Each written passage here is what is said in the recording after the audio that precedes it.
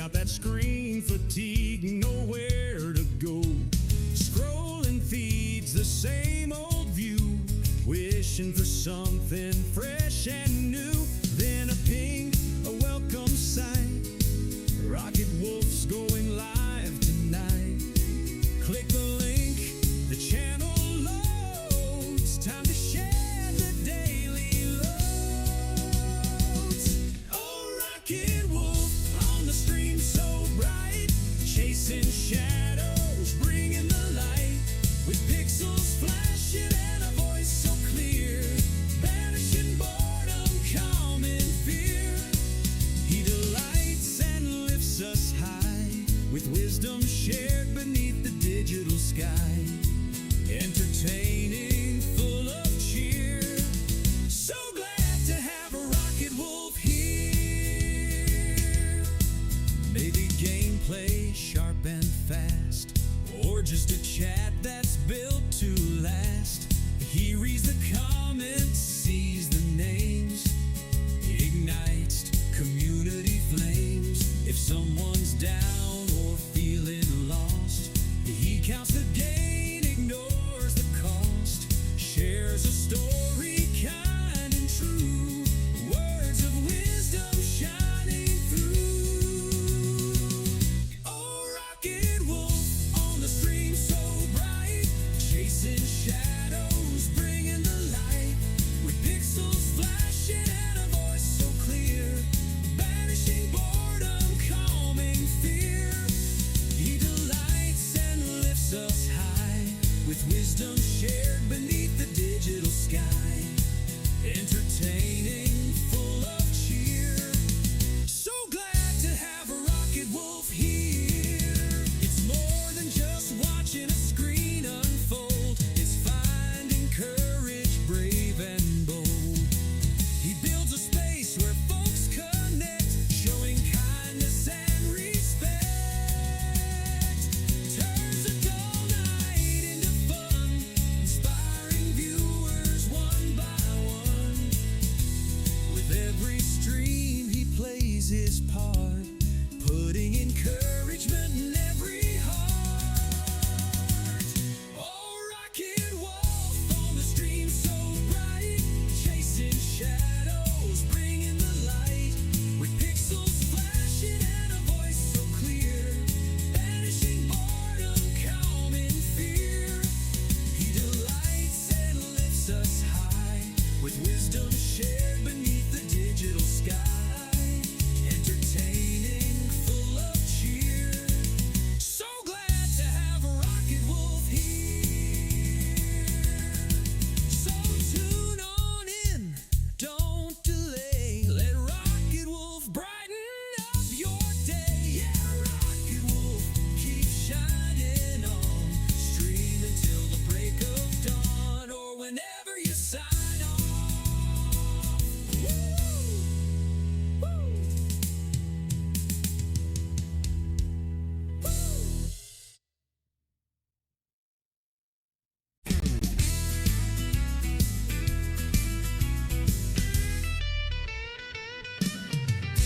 The world outside feels gray and slow. Got that screen fatigue, nowhere to go. Scrolling feeds, the same old view, wishing for something fresh and new. Then a ping, a welcome sign. Rocket Wolf's going live tonight. Click the link, the channel loads. Time to share the daily loads. Oh, Rocket Wolf on the stream so bright, chasing shadows, bringing the light, with pixels flashing and a voice so clear, banishing boredom, calming fear. He delights and lifts us high, with wisdom shared beneath the digital sky. Entertaining, full of cheer. So glad to have a Rocket Wolf here. Maybe gameplay sharp and fast, or just a chat that's built to last. He reads the comments, sees the names, ignites community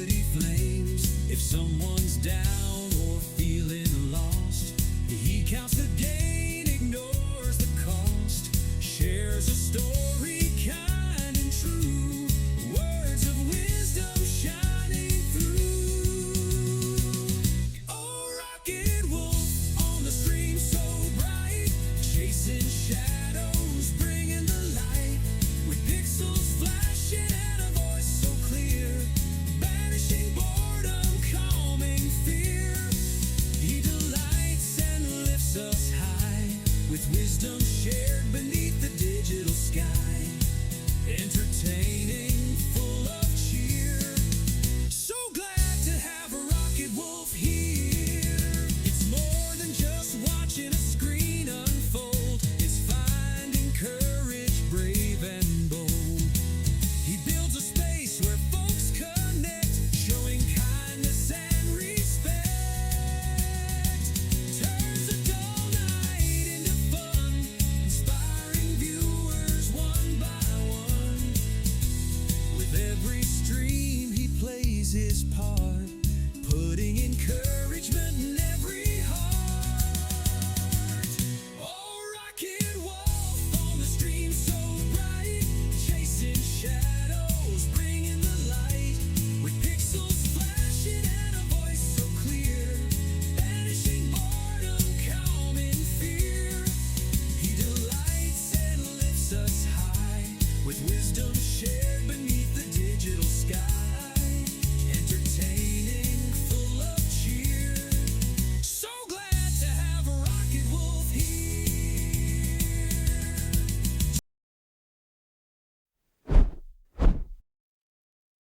Good morning, good evening, good afternoon, wherever you are in the world.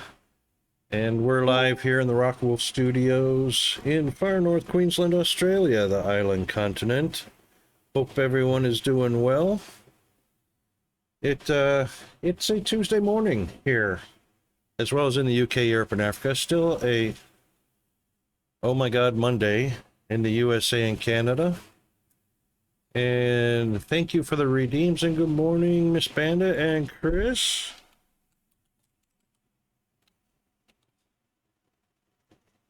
And yeah, so Taco Tuesday.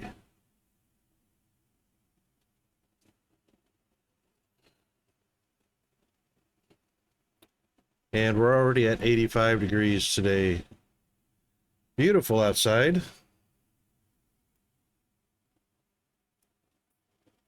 Headed toward a high of roughly 90 degrees today on the third day of winter here in Australia.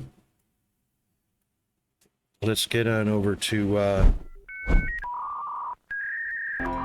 the game scenes.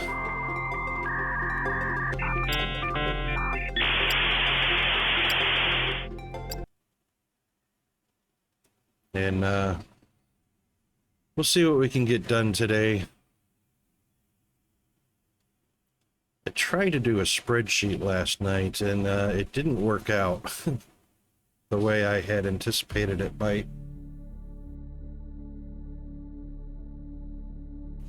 Good morning, Rocket. Good morning, Good morning. How are things? Chris. Things are going well, actually. Good, that's good to hear. Good to be able to say for once. Yay! Had the rudest customer service representative when I called the state of Illinois, but State just employees. verifying that something was a scam, and they were just totally rude. They could have handled themselves a whole lot better, and I get they're getting a ton of calls because it seems that somebody, I've still got an Illinois telephone number. I never changed it when I moved out of Illinois. All right. But it seems that someone programmed a bot to text message every exchange and every area code in Illinois with this scam. And who's running the scam? It comes through, it says state of Illinois on it in the heading. But it just, the only reason they even caused an inkling of doubt in my mind was I did have unpaid tolls. I could not get them to accept my credit card at the toll Plaza. place Yep. in Illinois. And I wasn't sure my check had been cashed by the right person. So that made the scam slightly plausible that I would have unpaid fines in Illinois. Right. Otherwise, I drive through Illinois twice a year on the way to see my family. I don't live there. I don't make a habit to hang out in the area. Yeah.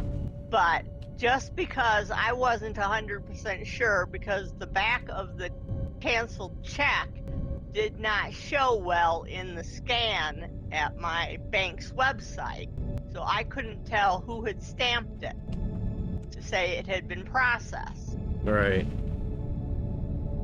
So I was calling just to, make sure I didn't have any trouble when I drive through there the end of the week. All I need would be to be stopped by the cops saying, you have unpaid fines. Right. Doesn't the state send you a letter that says you have unpaid fines and what the balance is and all that stuff? Yeah, and I got one, and I paid it. Yeah. At least, I sent the check, and I hadn't gotten another one, so I assumed it was taken care of, but there was just that little doubt in my mind because the back of the canceled check was not verifiable that it was officially the state of Illinois. Right. So I was just trying to, call and clear my mind, and I called from the Secretary of State website in Illinois, not the number off the text, Right. because I'm not that stupid. Right. At least not most of the time. I actually think things through occasionally. So I went directly to the state of Illinois' website and called there. And I get that they were getting a ton of calls, but she didn't have to be that rude to me. She didn't even let me explain why I was calling. She was just saying, it's a goddamn hoax, you idiot. Don't you have a brain? And those were her exact words. Wow. And it was just uncalled for. Yeah, that's pretty rude. I mean, the fact is that businesses don't do business with you via your phone, ever. If you've got an account with somebody and they need to correspond with you about an issue with your account and whatnot, they're gonna do a letter. They're gonna do a letter. So you can ignore anything that comes through on your phone. But yeah, they need to be a little more compassionate and a little more sensitive to the fact that when somebody's calling about something like that, it's usually because you're concerned or worried about possible scam coming through on your phone. And like I said, I was 99% sure it was a scam. It doesn't ring true. I know that they're going to send a letter. They're not even going to call. They're going to send a letter. Well, you can be 100% sure that if it's coming through on your phone, it's a scam. Don't even be 99% sure. You can be 100% sure if it comes through on your phone, it's a scam.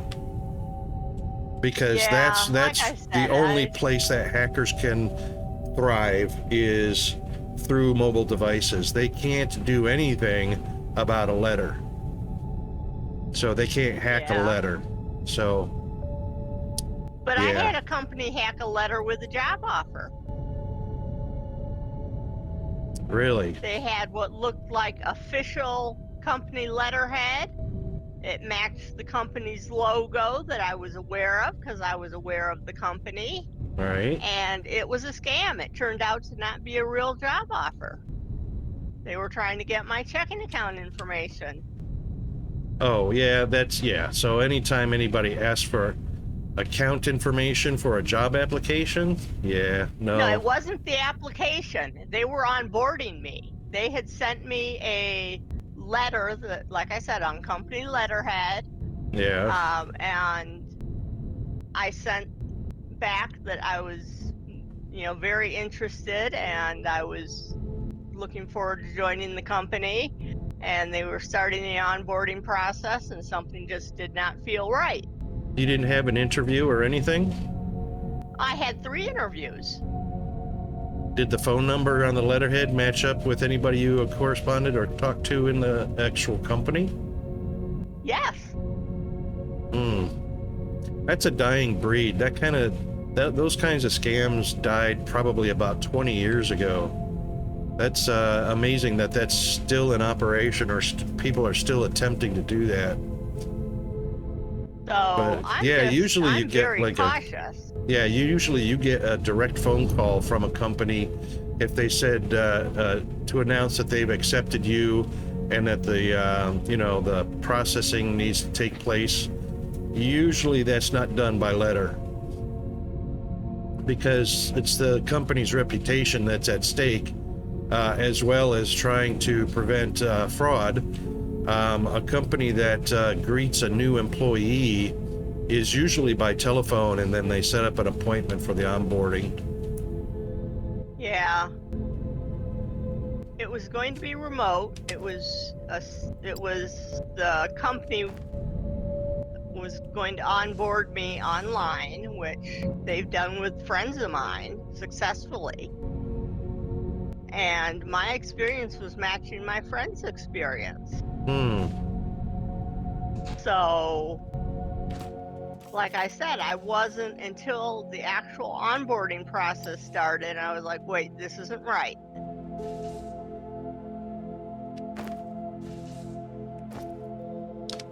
Yeah. If there's no real downside, because if a company doesn't have the resources or the compassion or care to contact a prospective employee by phone, you probably don't need to be working for that company, because Like I said, you're just a number from the start. I was aware of the company's reputation. I've got 3 friends who currently work for that company and love it there. Yeah. But they still don't care enough to contact you by phone. You know what I mean? I'm just playing the devil's advocate here. It might be a good company to work for, but that just tells you right off the bat, how insensitive they are. I'd had 3 or 4 phone conversations with them. But yeah, I see your point. Yeah.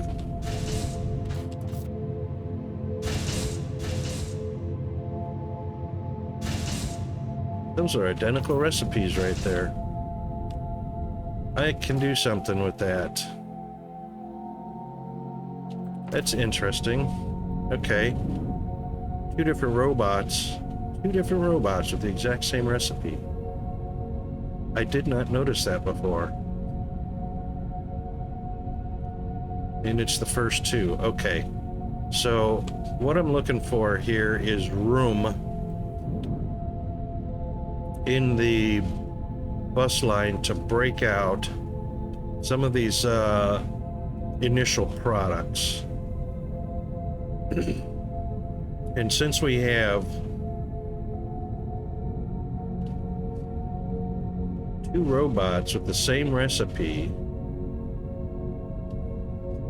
and they're using initial products,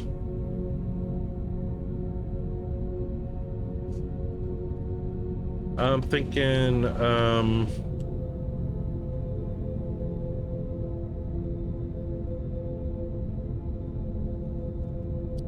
that can be 2 spaceship pads, 3 spaceship pads. 3 spaceship pads to service 2 factories and 2 robot parts, or bots. Keep forgetting one's a bot and one's a robot. I don't see how they have the same recipe. I know, right? Both of them use plates, both of them use machinery parts, and both of them use electronic parts. So that's the transport bot and the vacuum bot. Well, if we go into the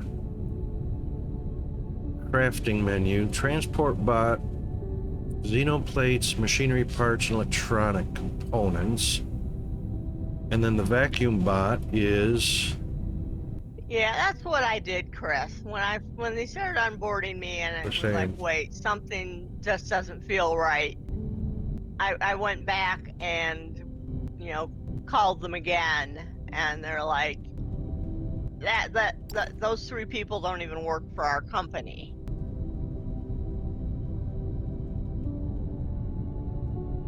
Yeah, better to err on the side of caution. It's always going to be a far better outcome than dismissing it and then find yourself in a really bad spot.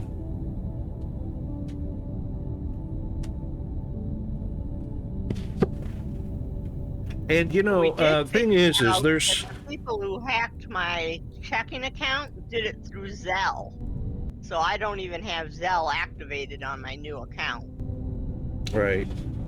I'd use Zelle to make one payment to my artist,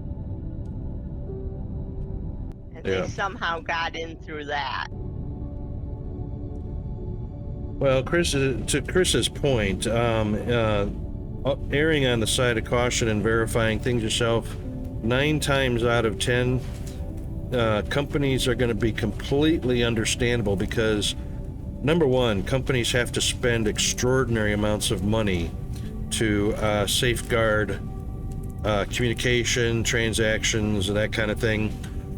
And no one company anywhere in the world has enough money to completely protect against 100% of all hacker spammers out there in the world trying to get into their system or abuse their system. So knowing that they don't have enough money and nobody has enough money to defend completely against that kind of stuff, they're mostly, you know, sensitive and understanding about the fact that people are going to be calling to verify, you know, this, that, or the other thing, and that call volume is going to be tragically and sadly kind of high, which is going to take up the company's a significant amount of the company's time fielding and answering phone calls just about verifying whether something's legitimate or not. That's actually become part of you know, the business expenses for companies is reassuring their customers via, you know, inquiries that yes, it's a scam, or no, it's not a scam, and you know, we do need to correspond with you, and thanks for your call, you know, that kind of thing. So it's sad, but it's grown to such a proportion that it is now part of a business's consideration as an expense just fielding those calls. So, like I say, 9 out of 10 of them are very understanding of that, and have made provisions to deal with inquiries like that. So, it's really, you know, state doesn't surprise me. You know, the way you had interaction with the state doesn't surprise me, because they're not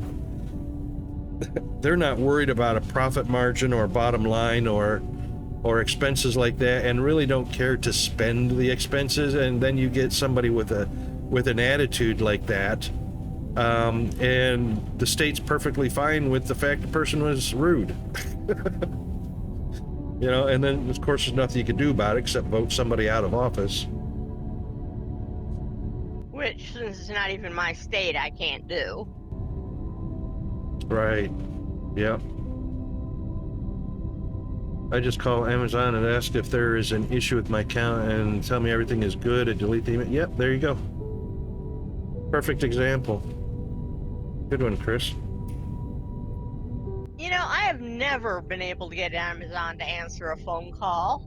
How do you get Amazon to answer their phone? That's my question. They've got a pretty big call center. Well, call centers. I guess it depends on maybe which number you call, or maybe it's just the luck of the rotary, whether you get somebody in the US or UK or India, or, you know. I mean, I get I Amazon. don't click deal on with any Amazon. links in emails I get. I don't Right. click on any links in text messages I get. Right I on. go directly to the website or phone number I have saved in my phone from the Yeah. website.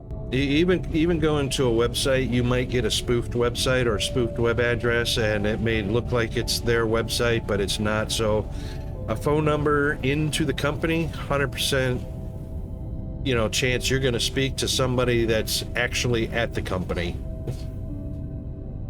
Yeah. Oh yeah, there you go. The callback. You can request a callback. That way, somebody from the company is calling you back. My problem with callbacks is I still haven't figured out how to disable the app or get rid of the app, because it doesn't even seem to be an app. It seems to be built into my stupid phone that doesn't allow a call to ring in unless they're in my contact book. Well, that's a good safeguard as well. I have looked at all of my settings, and I have done what Apple has said to do to turn that feature off, and it doesn't work.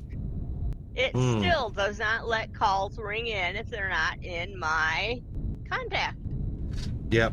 That's not such a bad idea because, and I understand Apple's viewpoint on that, which is based on the fact that if somebody's trying to contact you and they don't, and you don't answer the phone, generally speaking, people have voicemail boxes. So if it's important, somebody calling you would be leaving a voicemail to say, ring me back on this number, blah, blah, blah. And you can just listen to the voicemail and ring them back. It's to a company's detriment if they don't leave you a voicemail that says, ring us back at this customer service number. If they don't do that, they're losing business. If they're that impersonal, they're losing business. It's not important enough to them.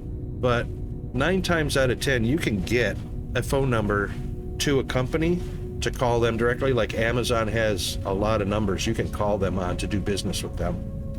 I've been doing business with Amazon for quite a while. A lot of things I own, I've ordered through Amazon, and I've never had a problem giving them a ring and saying, hey, I had a product damaged, or I need to talk to somebody about this package that was delivered that I didn't order, and things like that. And Chris has got a good point too. If you have do not disturb on. Do not disturb on. Oh, okay. Except at night. The only time I turn do not disturb on is from 9 o'clock at night to 7 in the morning. Does it automatically turn itself back on after a certain period of time? Doesn't look like it when I've checked. When I've checked, it hasn't been on. Yeah. Yeah, there's something else at play there that's mysterious. I think it might be something with Verizon interacting with the Apple. Oh, itself. Okay. Here's a consideration you might think about, and I've had this problem with my telephone service here in Australia because I didn't think about it initially, but it is a thing. Your voicemail box can be set to switch to voicemail after so many unanswered rings. So here in Australia, this is what's really bad, and you do have to consider this even in the US or Canada or Europe or wherever. If somebody rings me, I don't hear the first 4 rings on my cell phone because that's the nature of mobile phones. You don't hear the first 2 or 3 or 4 rings. My voicemail is set at the 6th ring to go to voicemail. So I hear 2 rings on my phone, which are the last 2, the 5th and 6th. And if I don't answer it quick enough, it's gone to voicemail. You can call your telephone company or mobile service and tell them to extend that out to 10 rings or 12 rings or whatever, so that you have a reasonable chance to answer the phone as soon as you start hearing the phone ring. Because 4 rings that I don't hear, that's probably a good 30 seconds that I have a chance to answer a phone if I hear it ringing. But it's just the way the telco works here. I don't hear my phone ring until the 5th and 6th ring. And after that 6th one, boom, voicemail. So you may not be hearing the phone ringing because of those initial rings coming from somebody, and it's switching to voicemail and they're not leaving a message. So you're never knowing that somebody's called you back. No, because when I'll be sitting and I'll be waiting and looking at the phone, and I get the notification that there is a potential spam call coming in. Call has been silenced. Ah, there you go. Yeah, Chris's Apple does that. So, I'm sitting there waiting, and it's telling me there's a potential spam call coming in that it's not going to ring. Yeah, if you have a company that you have problems communicating with like that, and it's on a regular basis, like Amazon, it's worth calling them and finding out what number that you should be calling them on, and ask, what number would they be you would be receiving a call on, or just advise them that your phone is set not to accept numbers, private numbers, or numbers that are not recognized, and they'll give you a way to correspond with them regularly in order to allow your phone to operate normally like that, to protect yourself. Yeah, I hadn't thought about doing that, but like I said, when I call Amazon, the few times I've tried, I don't have trouble with them very often that I need to try and get in touch with them. It rings and rings and rings and rings and rings and rings. And that could also be a problem with the telco as well, mobile services. So you might hear the phone ringing, but nothing's happening at the destination you're calling into, because the network thinks that the call is attempting to connect, and it's not actually connecting. After a few rings. I don't particularly like my cell phone company, but it is the only cell phone company that services the small town I live in. Yeah.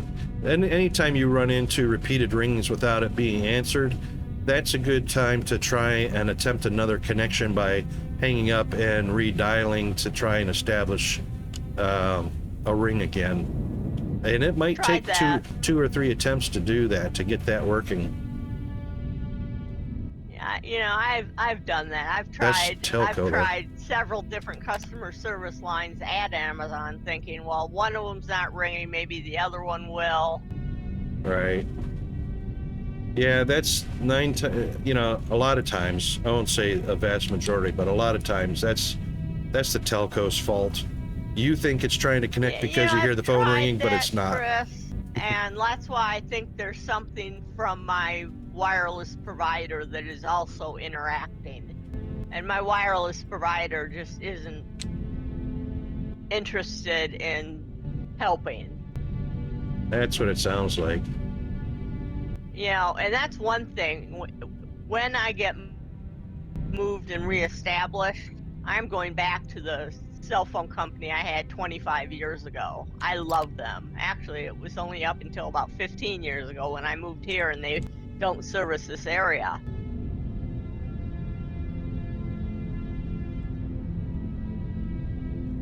But I mean, in general, I don't have a problem with my service, except that I don't think they're doing a super great job at it. Yeah. And every once in a while you run into things just like this that annoy you enough to want to get a different provider. Yeah, I'm gonna have to look back and see if any of the reviews have changed on my prior service, because I know services change all the time. But I really liked my original provider. I stuck with them until I got here, so I was with them for, was it 20 years? Yeah. 15 or 20 years I stuck with them, because their customer service was always right there, friendly, helpful, bending over backwards if I had any questions. But again, I never had any real problems either. 1 month I got 2 bills, which doubled my bill. And I called them and I said, "You just doubled my bill. Is there a reason for this?" And they looked and they went, "Oh my God, how did that happen?" Right. And they fixed it within 2 minutes.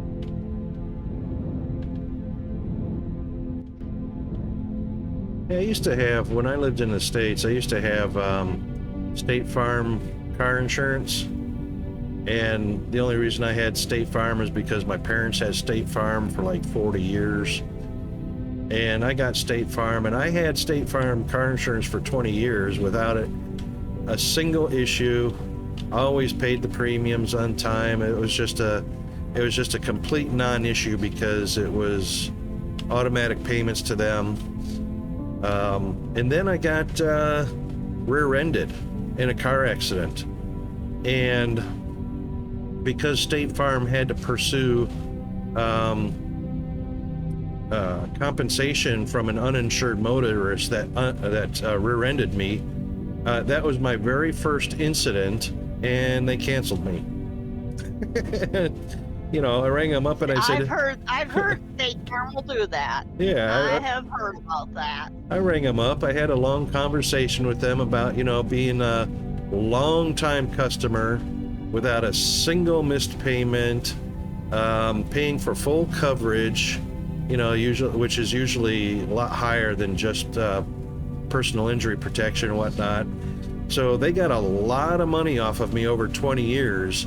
And then because they had to process a very first and single claim, they canceled me. I said I was pretty unhappy with that. And even after a long conversation, the end result is, well, it's our policy. And it's like, really? Okay, well, goodbye and enjoy your negative ratings. Yeah, I've heard that kind of thing about State Farm. I have Verizon, Chris.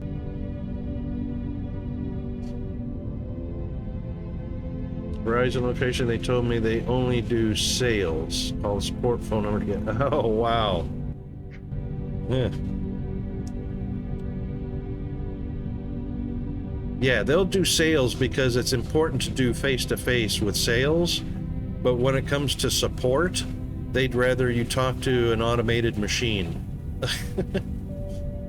And I good went luck. into my Verizon location and told them I was having trouble with support on the phone, and they helped me.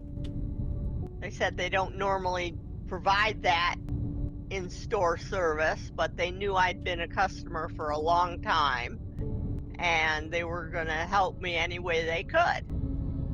And they called service and got them on the phone and helped me through it.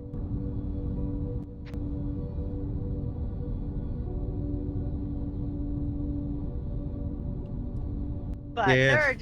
there are little things that I'm not happy with Verizon about. They always seem to be changing my bill amount. Just nickel and diming me every time I turn around. There's another rate hike or fee or Yeah.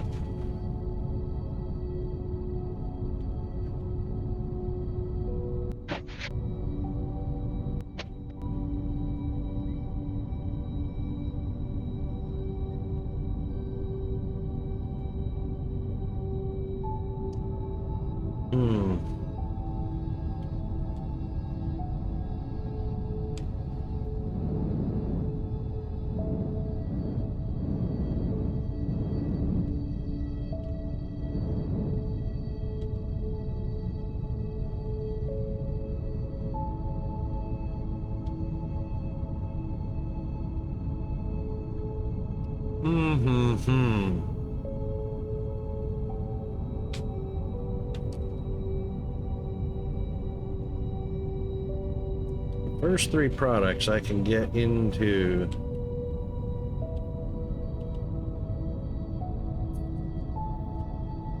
Shipping pads.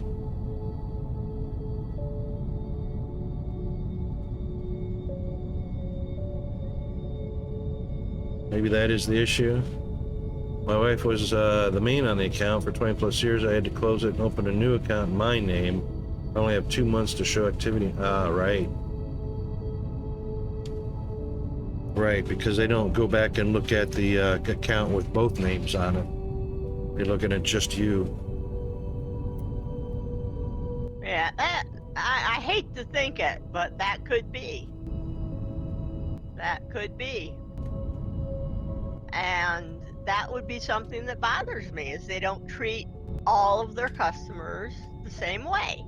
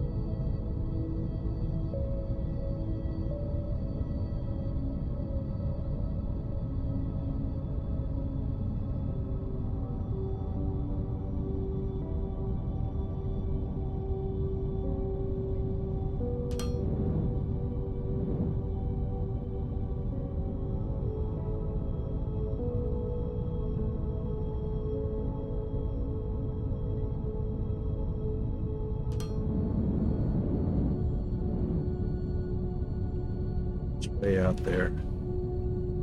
God, these shipping pads are so freaking huge. Unnecessarily.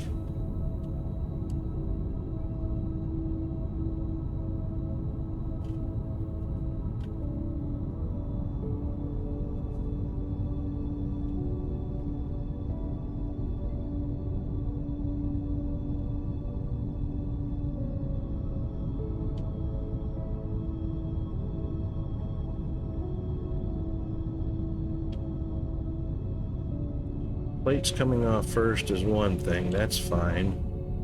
Machine parts coming off second is fine.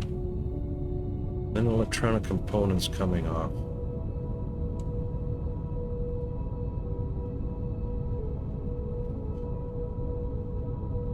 Wow.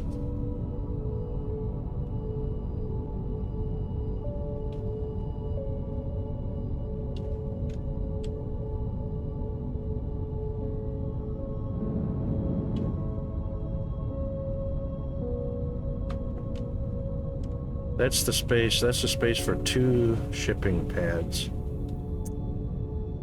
I need 3. This goes way out here.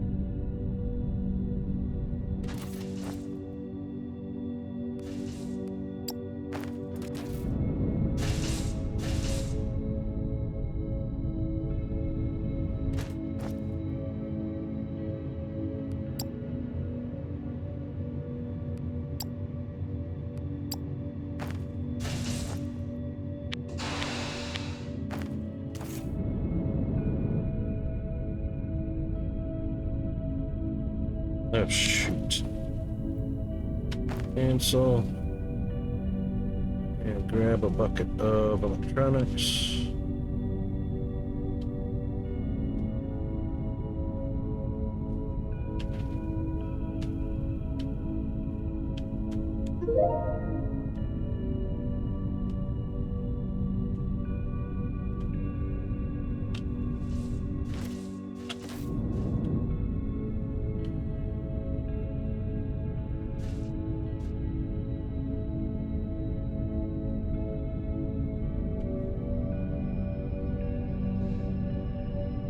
Really?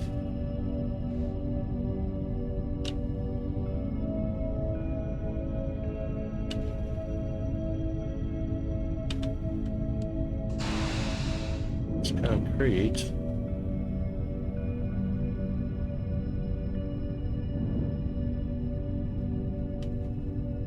There they are.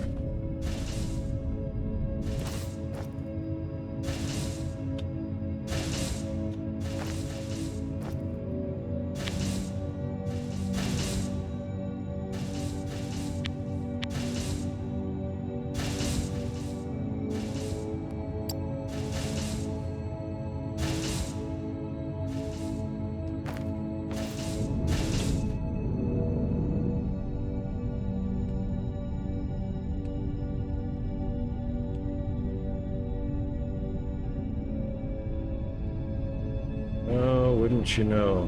What?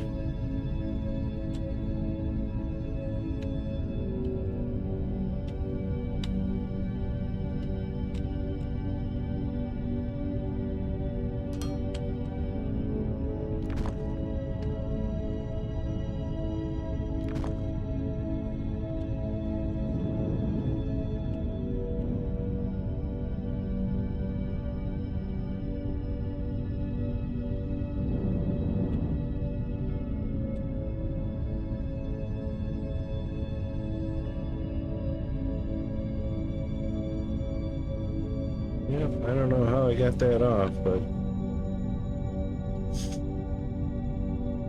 it was off.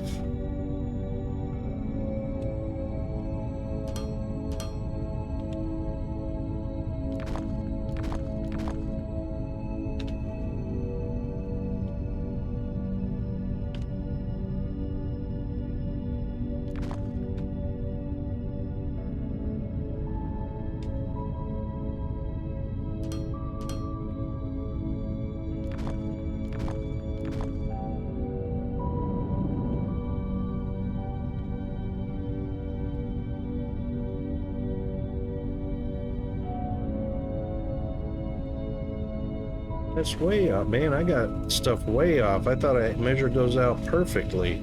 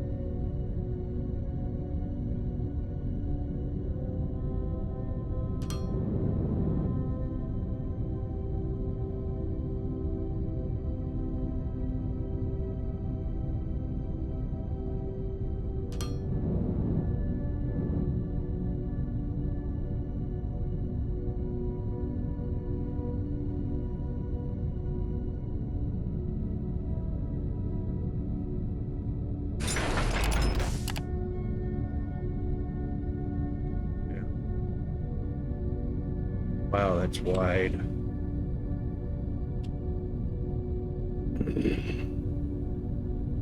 Well, the first one's going to be electronic components.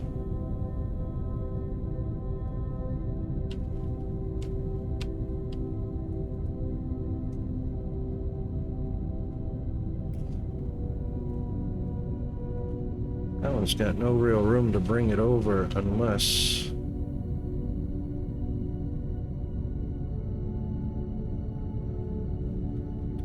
What if I split off?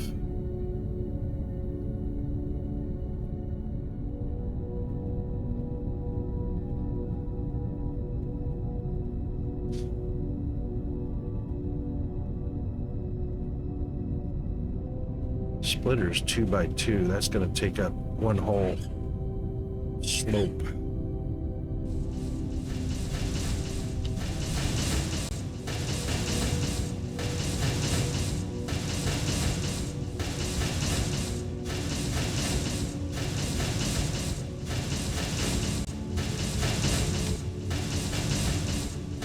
There's not enough room in there.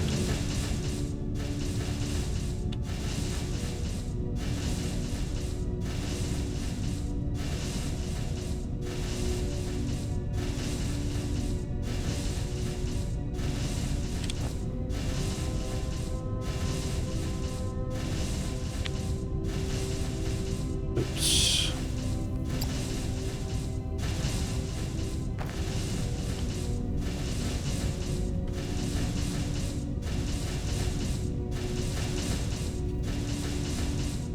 Could do that.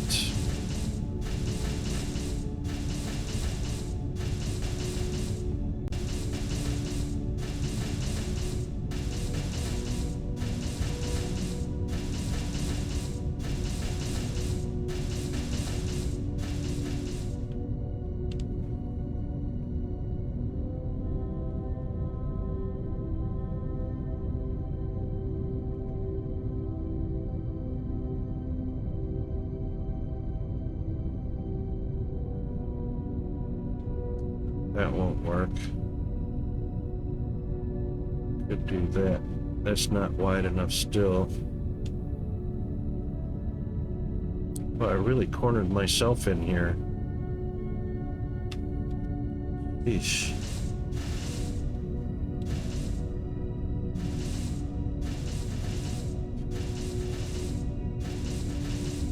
That would just make a mess anyway.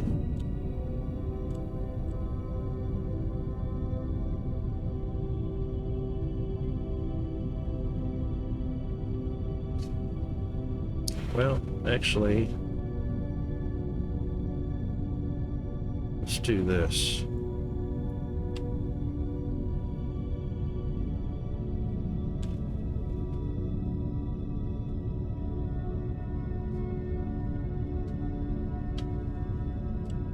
If I put that there.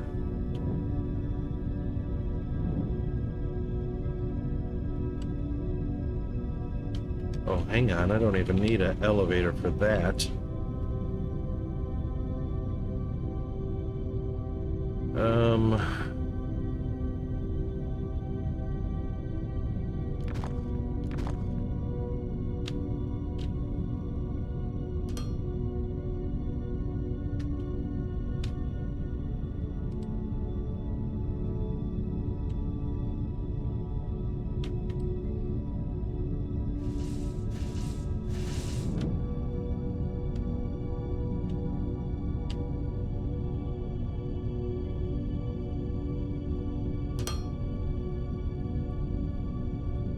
That's fairly close.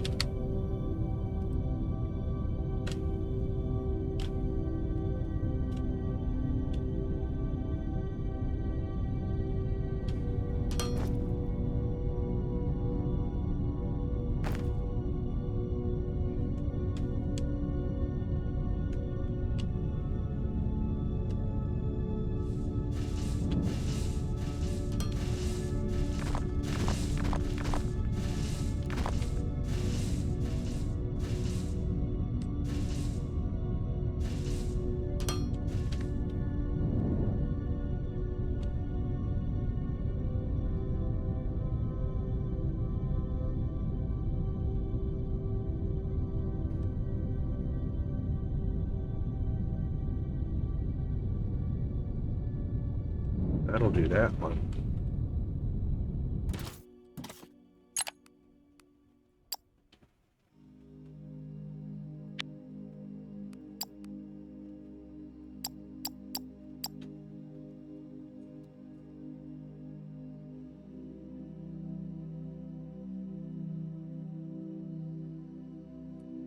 Minimum amount to transport won't limit how much is put into the shipping pad.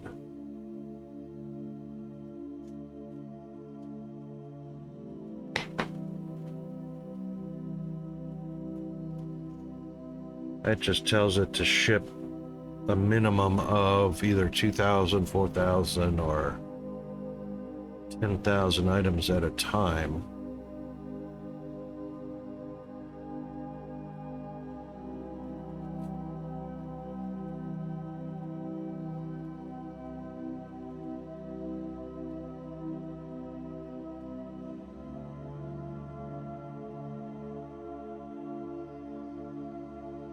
Yeah, that's not going to limit how much is stored in the shipping pad.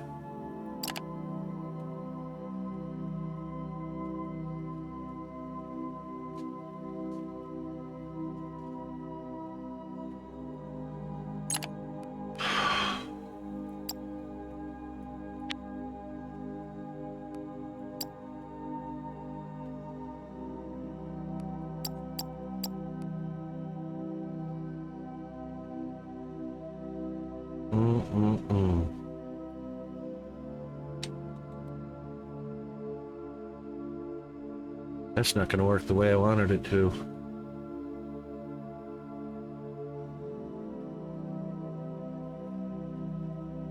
Yeah, we can tell it what the minimum to move is, but we can't tell it the minimum to store or maximum to store.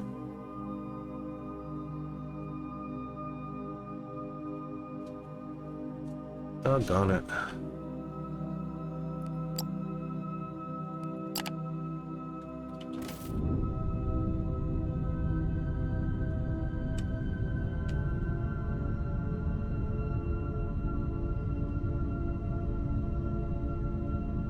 See, that's the thing. Even on the space station, I mean,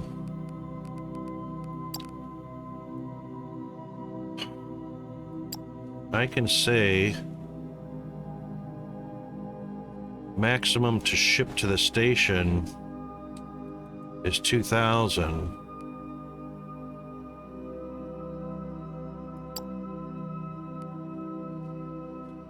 But it's still going to store the shipping pad's capacity.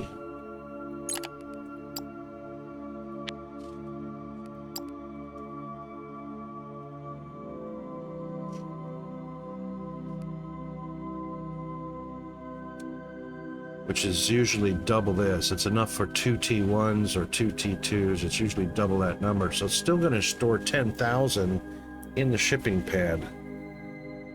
That's a huge buffer. That's not necessary.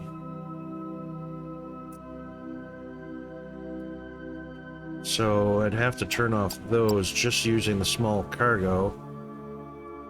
This will be 2,000 in the buffer.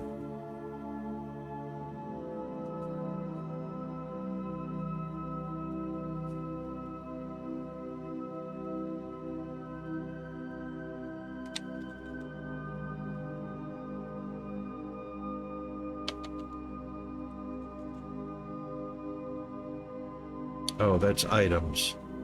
Minimum amount is not weight, it's items.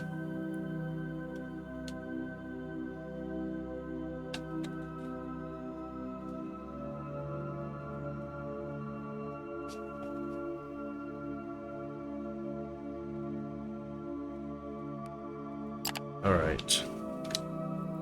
Oops.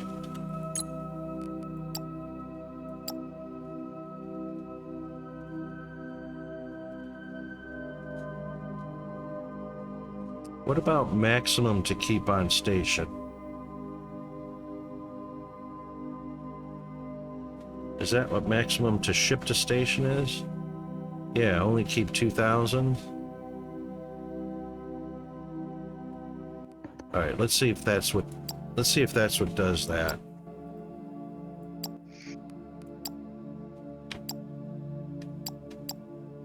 Just as a test.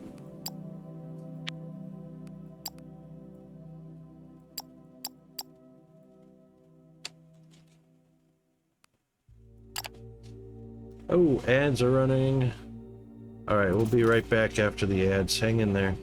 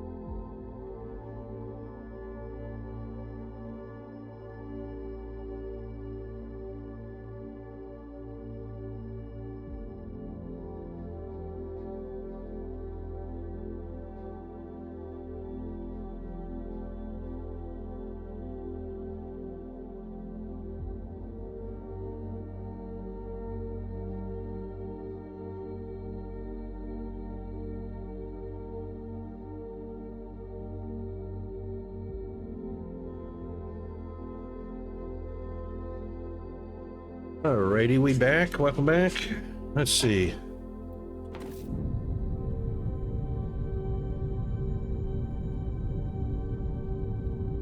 So obviously this can be up to 10, which is our standard. Should be our standard production line. 10 would be 400 a minute.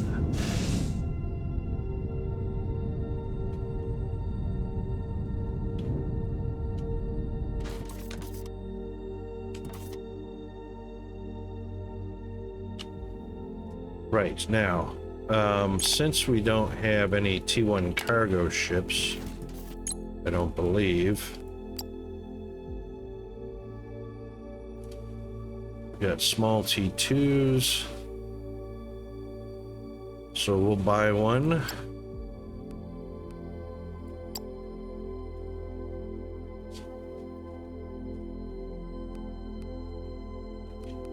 and that will be planetary shipping.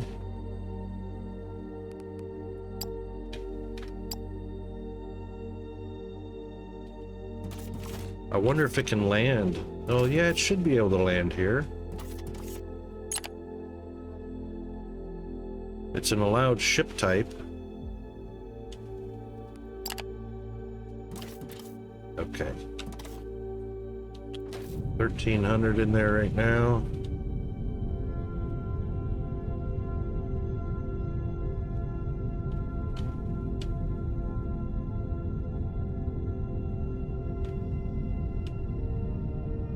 What's the ratio on these?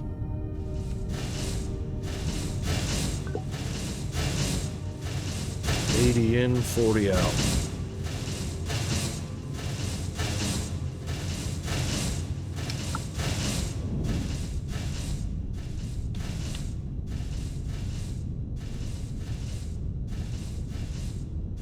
Oh, and I've only got 3 making wire for 5 of these. Should be 10 of those to 5 of these. I'm amazed that that's working. 80 in, 40 out.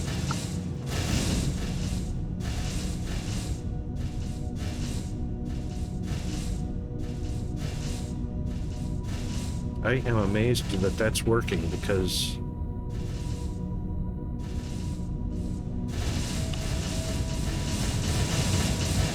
oh, it's because they're 160.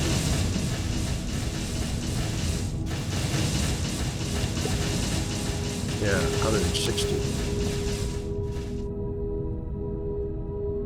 So 80 in is 2 to 1. Yeah, that's why that's working.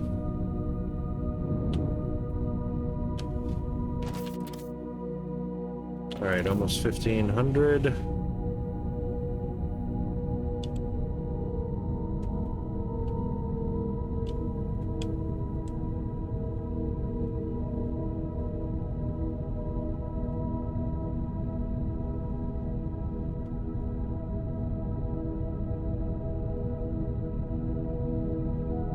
If that works,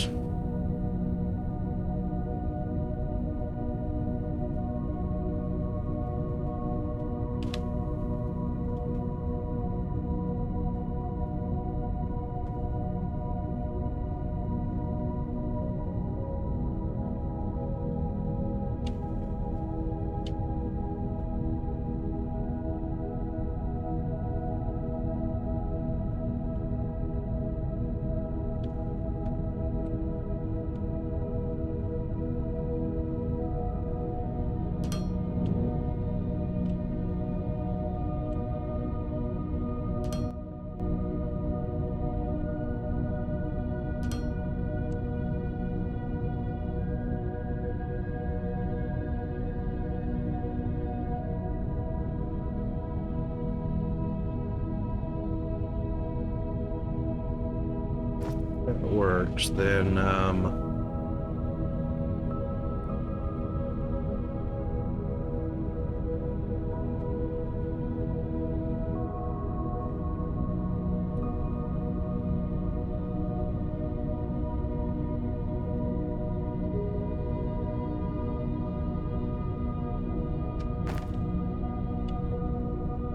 all right, electronics. This middle one will be machinery parts.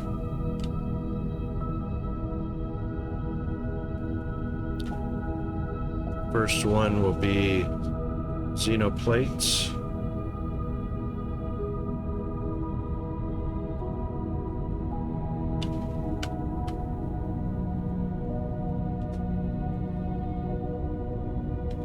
Then we'll have one more, which will be xeno rods.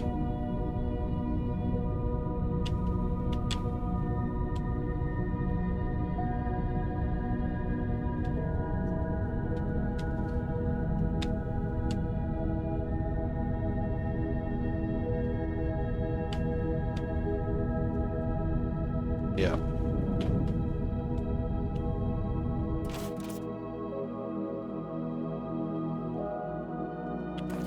All right, 1,800.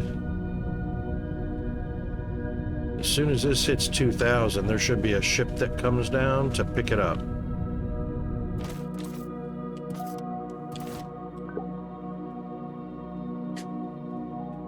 And that should be happening in about another 170, 160 parts.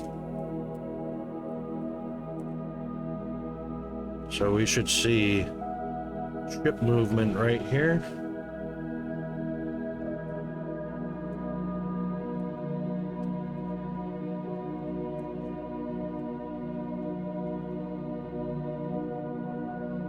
About 90 more parts.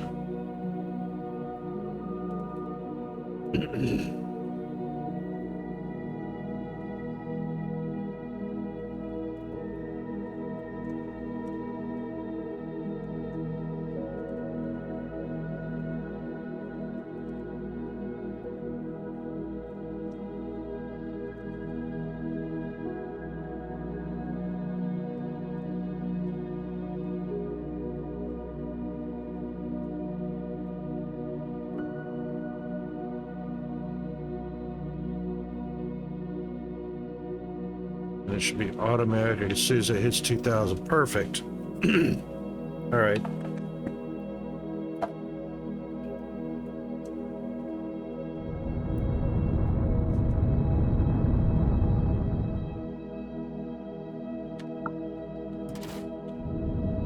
All right. Let's ride. Let's ride until we fall off.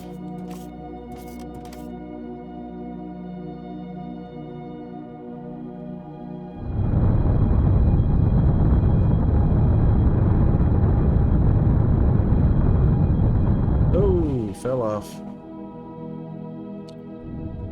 Okay, well.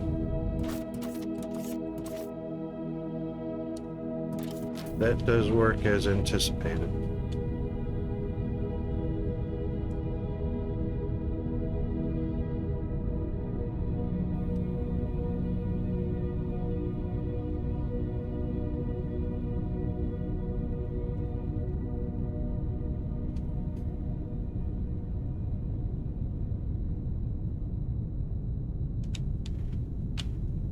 Second will be the machine parts. Now this one is low enough we can have a splitter.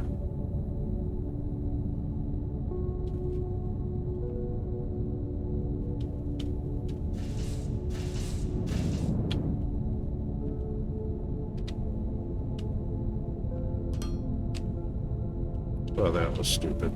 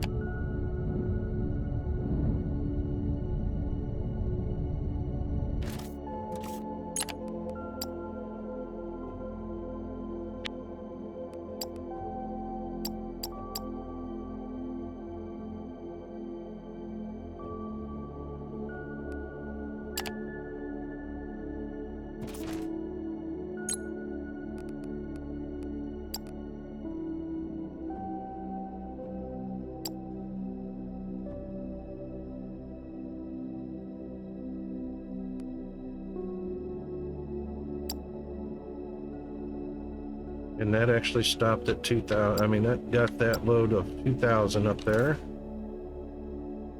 And it's refilling.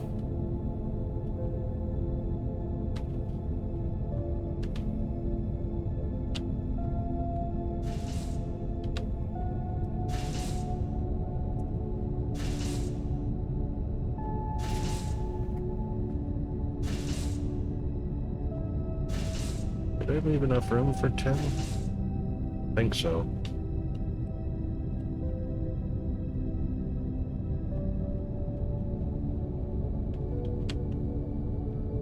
No, might not be enough room for 10.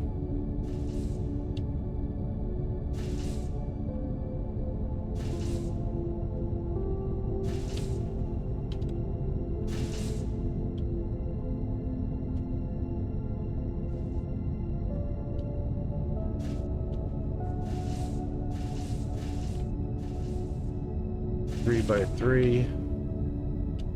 So that's another 1, 2, 3, 4, 5. That is so close to the edge of the platform.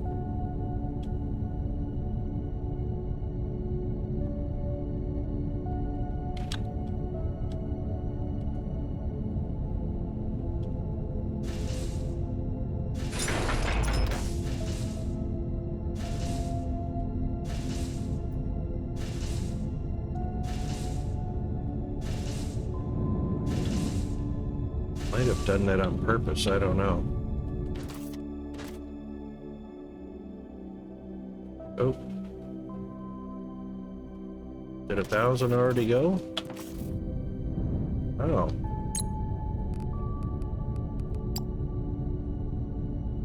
No.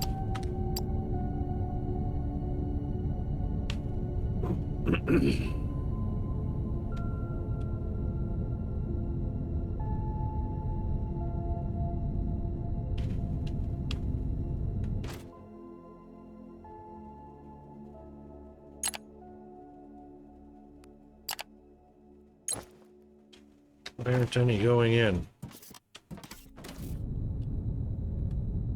Oh, power. Might help if we had power.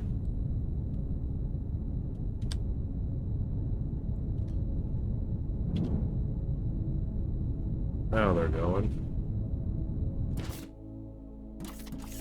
Huge rocket.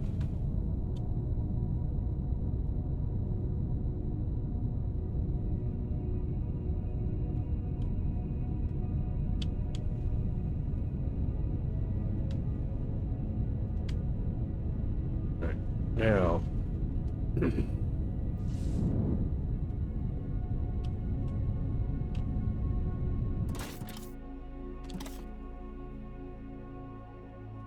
it's going to be a while before this hits 2,000 again, so while the ship that's assigned to this one is idle, if this one hits 1,000, or that one hits 2,000, that small ship should come down here. That one small cargo ship should come down here and get this one.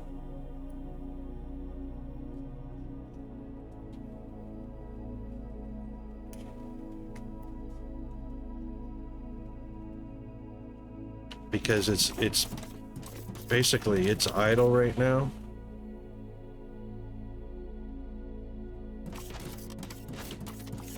And it's the only single small cargo ship we have.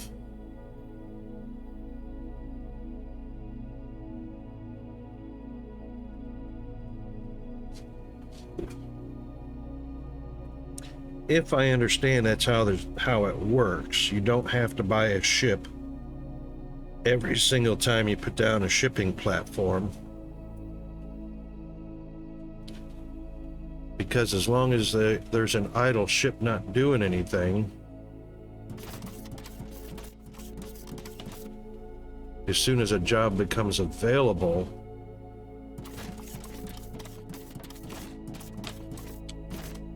it should make the trip.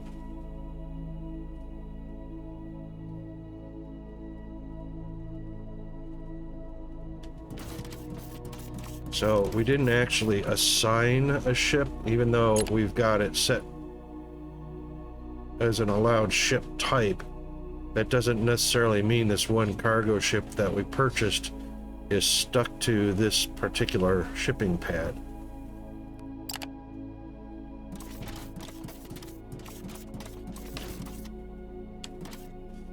So it should come down here and get the product as soon as product is available.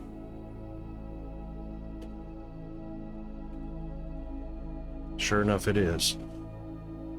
All right.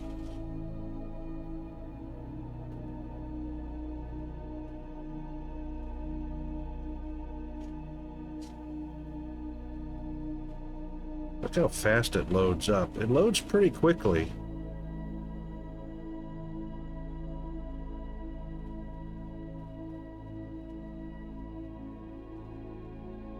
I don't know what speed that is, but that's pretty darn close to 3,000 a minute.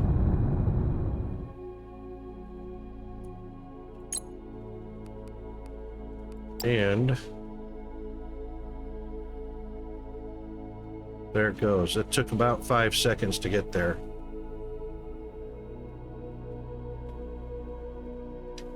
That's not too bad.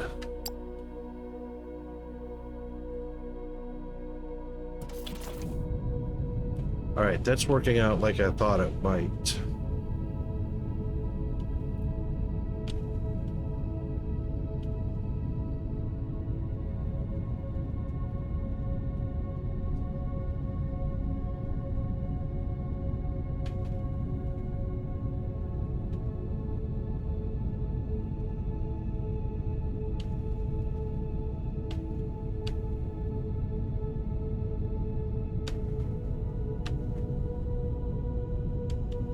This is going to be interesting.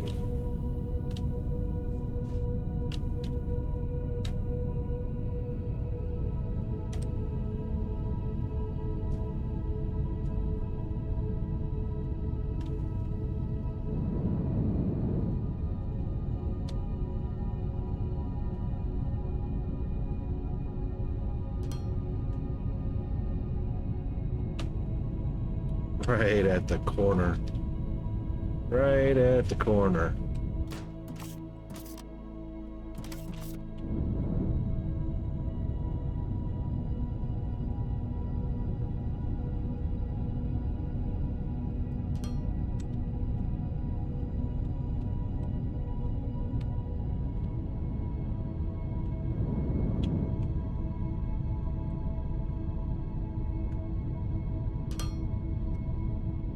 Oh man. Rocket, you suck.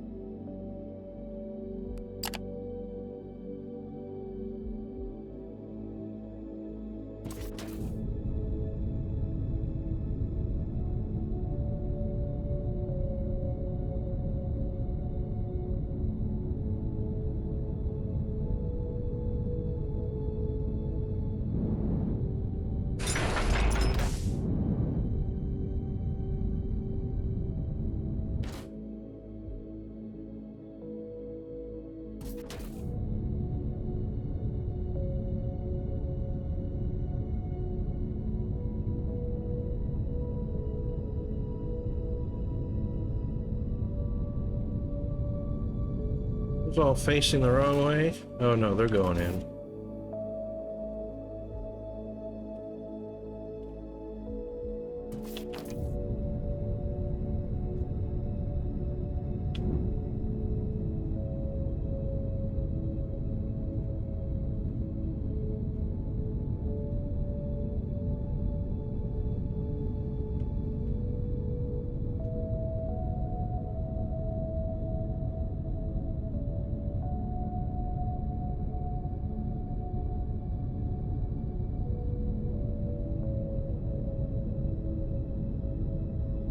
Be 640 a minute.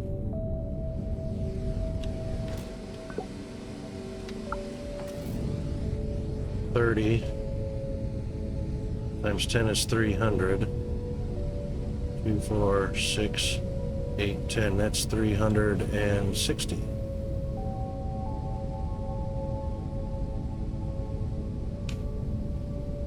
Why is that not 640?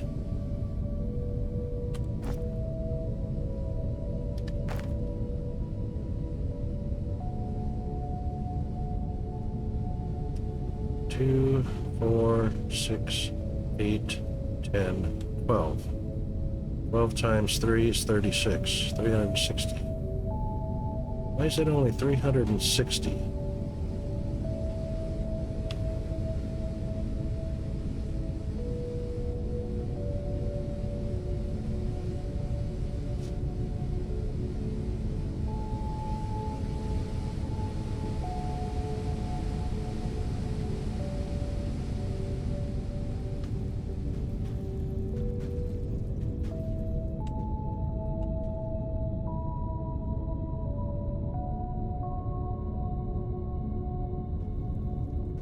Belt can handle 640.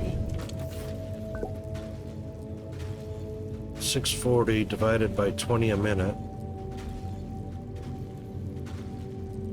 is 32.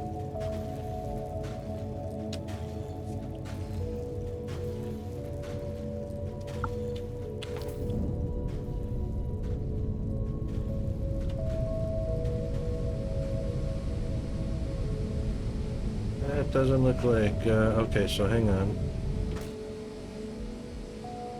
32 and a half is 16. 4, 5, 6, 7, 8, 9, 10, 11, 12, 13, 14, 15, 16, 17, 18, 19, 20, 21, 22. You got 22 crushers. But only 14 are needed to saturate a belt.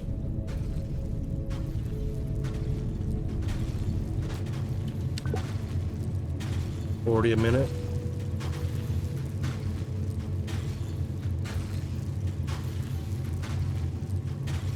Hang on, where's my calculator?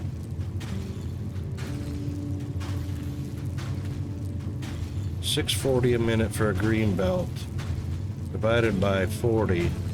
Yeah, that's only 16 crushers. I think we got our numbers wrong, Chris. 1, 2, 3, 4, 5, 6, 7, 8. Oh my God.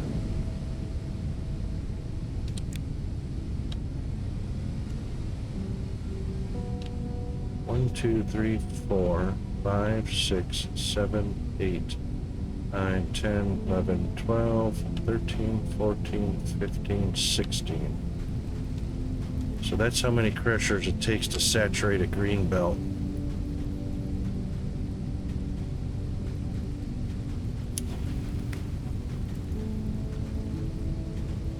And then double that for a 1280 belt would be 32. So 17, 18, 19, 20, 21, 22.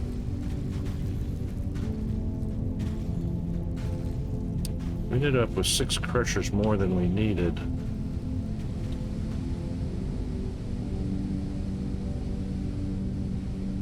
It's definitely keeping it saturated. 2, 4, 6, 8, 10, 12, 14. Now we got 16 smelters going. It seems that you have accidentally wandered Oh, into a Mr. restricted Jack. area. Due to the sensitive nature of the materials that you may be exposed to here, you will not be allowed to leave until the cleanup crew arrives at 6 a.m. So hang tight.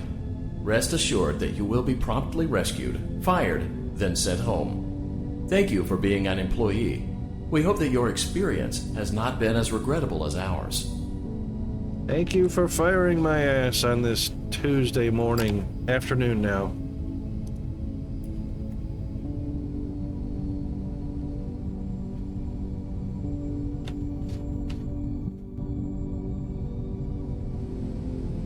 Needed to change away from someone else's stream. A friend they are playing Dead by Daylight. It's toxic. Oh, that's not good. I don't blame you, mate. Thanks for choosing me.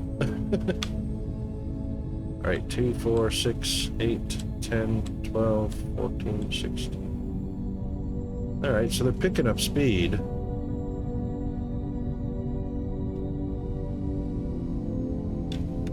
Let's mark this real quick. Let's go 1, 2, 3, 4, 5, 6, 7, 8, 9, 10.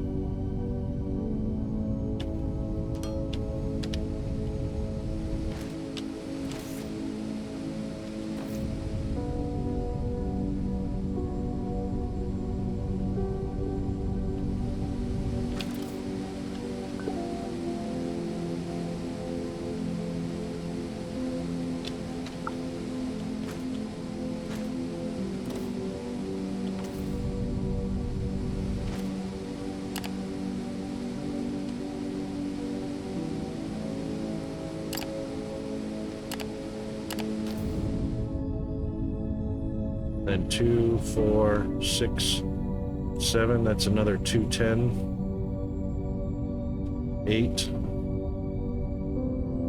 9, 10.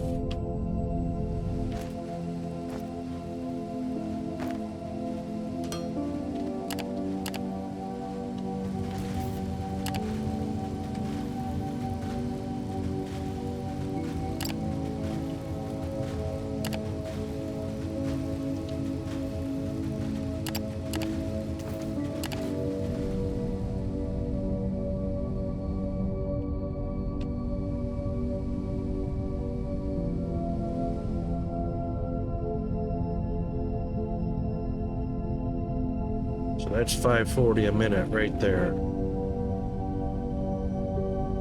That will almost saturate a 640 belt. So 1 plus a smidge more will saturate the green belt.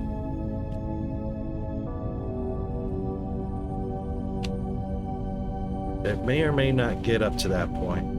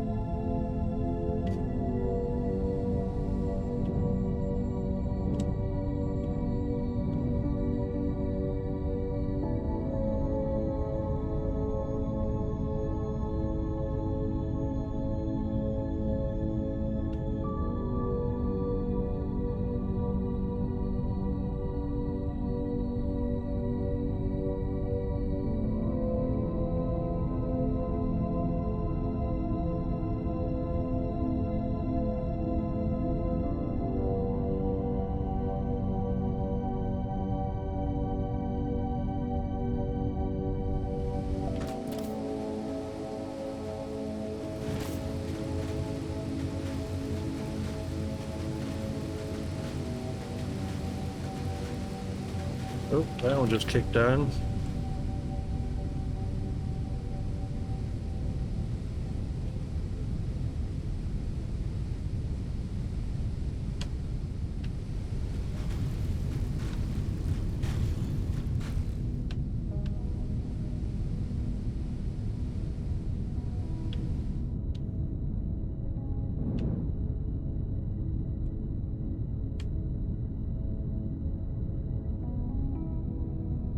Well, it's keeping up now.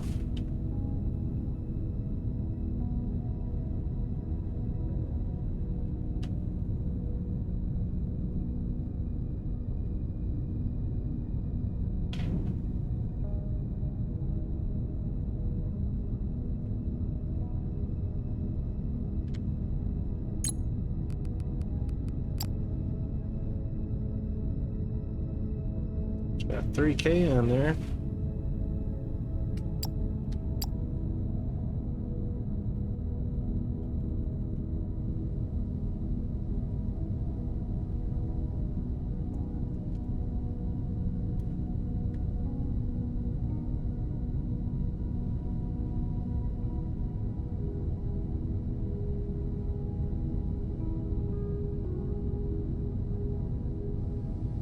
I don't know, kick on and then this one, and then maybe that one.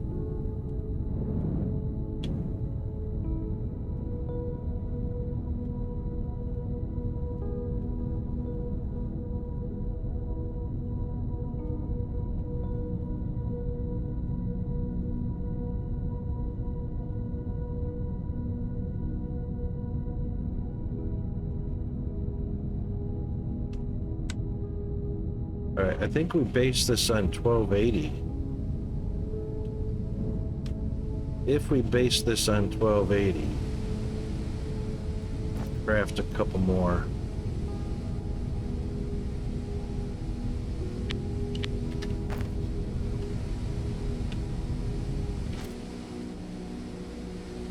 These are 1-to-1.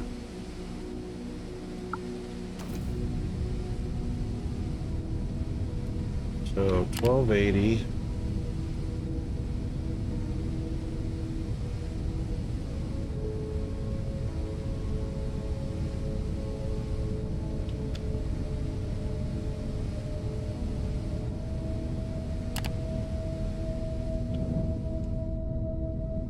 It's 32 crushers, and we've got 22.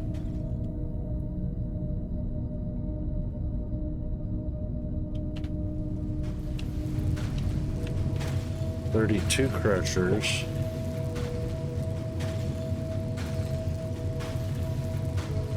times 40 a minute is 1280.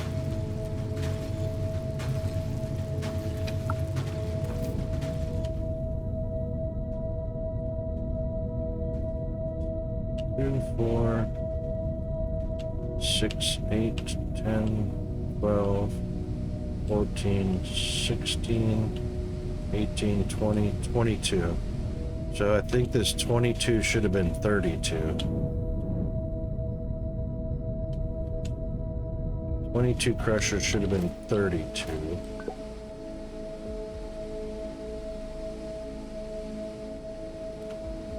Thirty-two crushers at 40 a minute can feed 64 smelters. 64 smelters.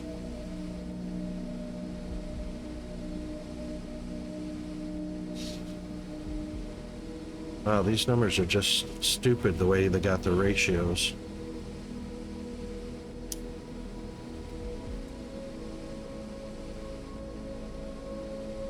It can feed 62 smelters.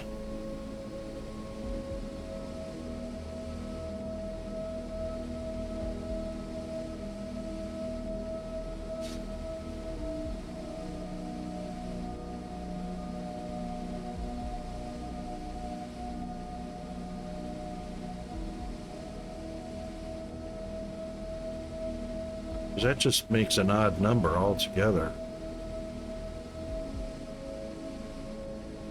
Saturated 1280 belt. It's 42 2/3 smelters.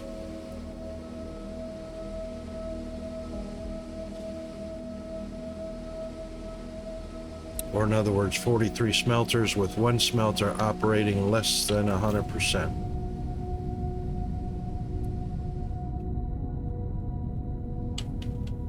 So that's 20, that's 40, 1, 42, 43. That's correct.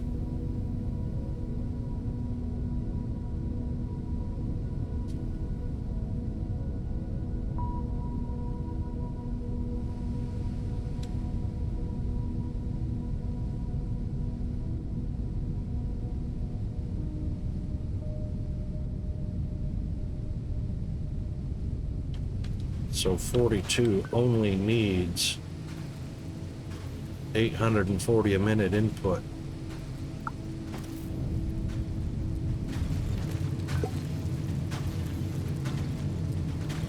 840.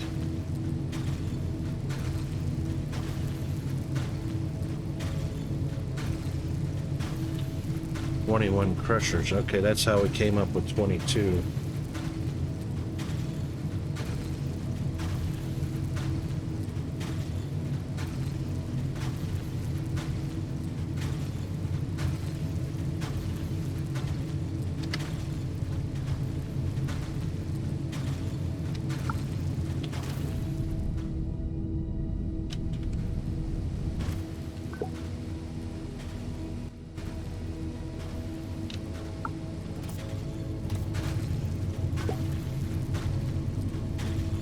Okay, time for me to head out. Enjoy your game and stream and the rest of your day. Oh, thank you. Have a great rest.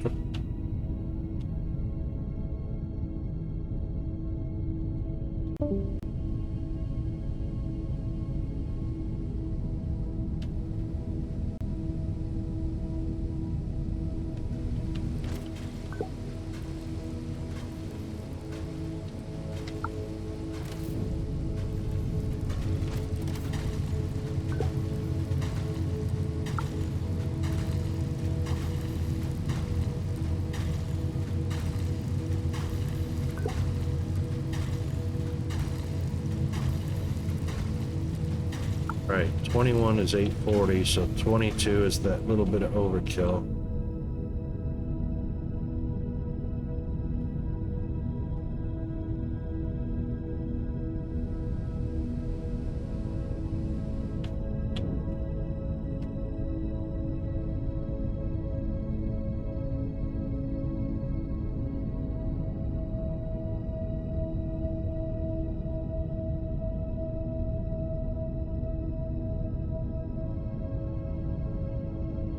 Seems like more should be on.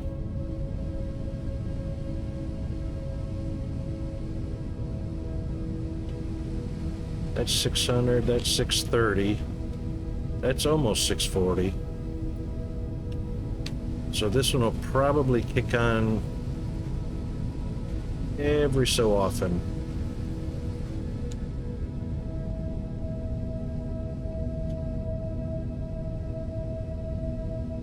Which should be 640 a minute.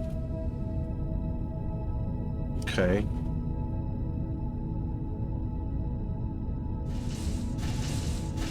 Which means while that belt is moving, this one will be just shy of saturated.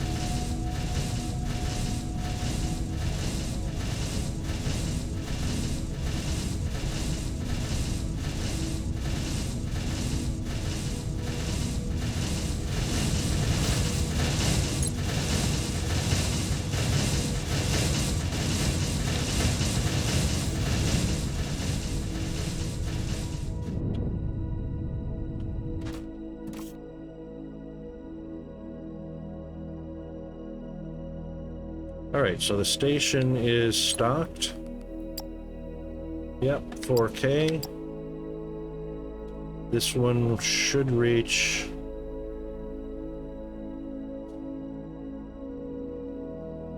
I don't know what this will reach. It's probably going to go to 10,000. Same as this one. This one's over 4,000. Yeah, those are pretty big buffers.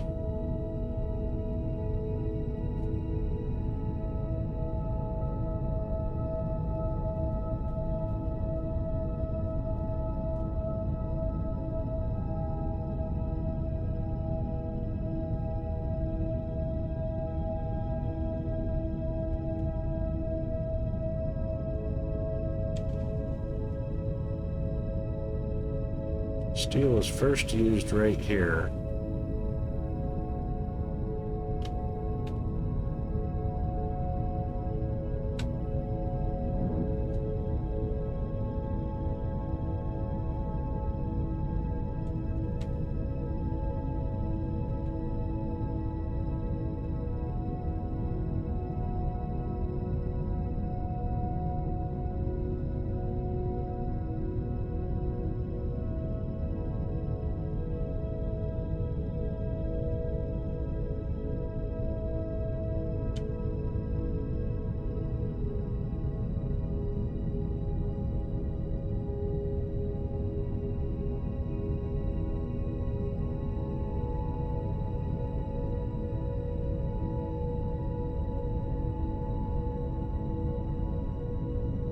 Choose advanced machine parts.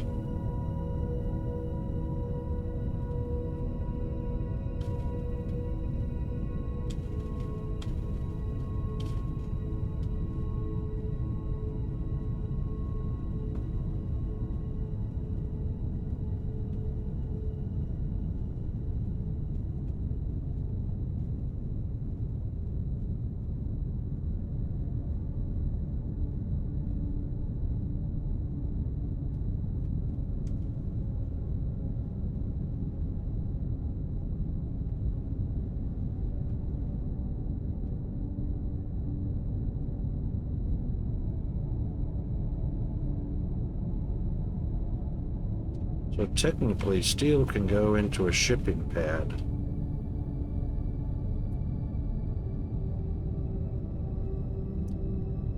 And brought back down with machine parts to make advanced machine parts.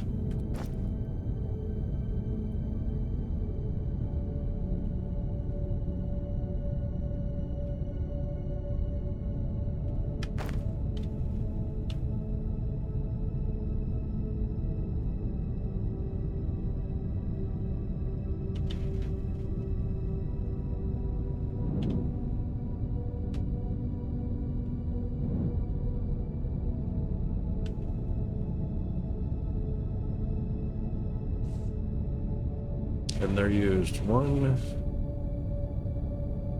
2,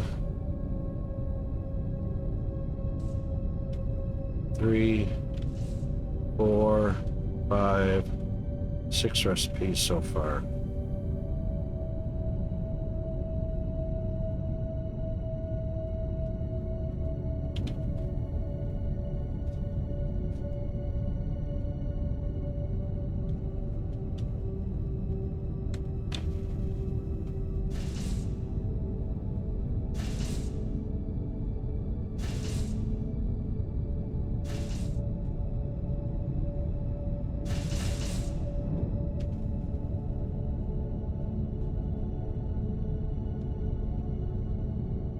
Alright, electronics components is keeping up.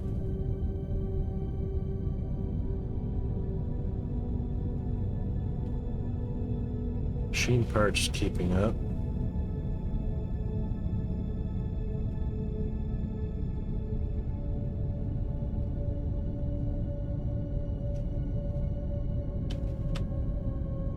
Plates are keeping up.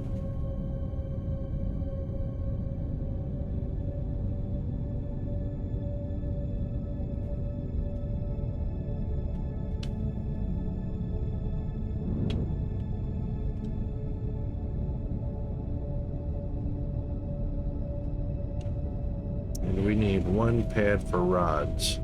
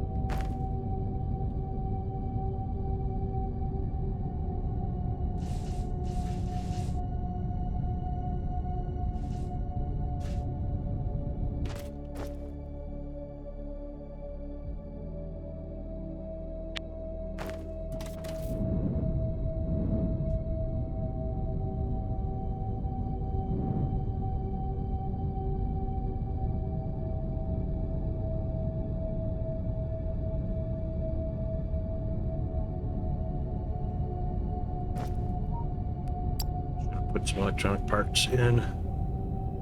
Should do that and some advanced anyway. Just for handcrafting.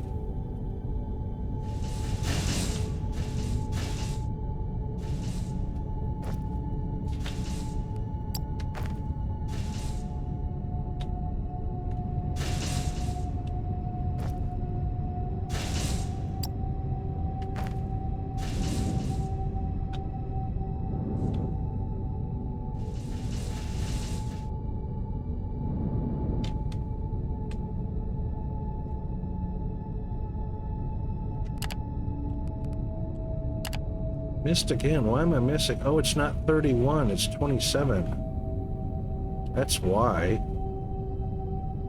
Keep basing that on 27 instead of 31. I mean, I keep basing it on 31 instead of 27. Should be right there.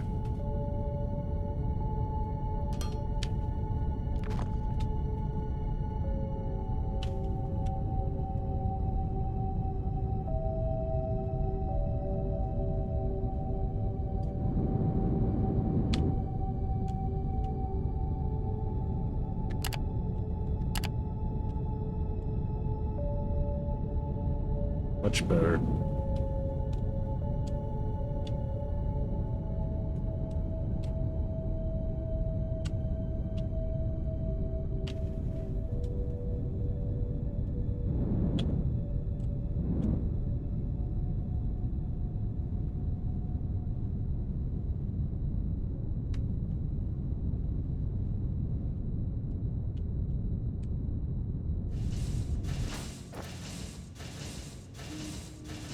Wait, what?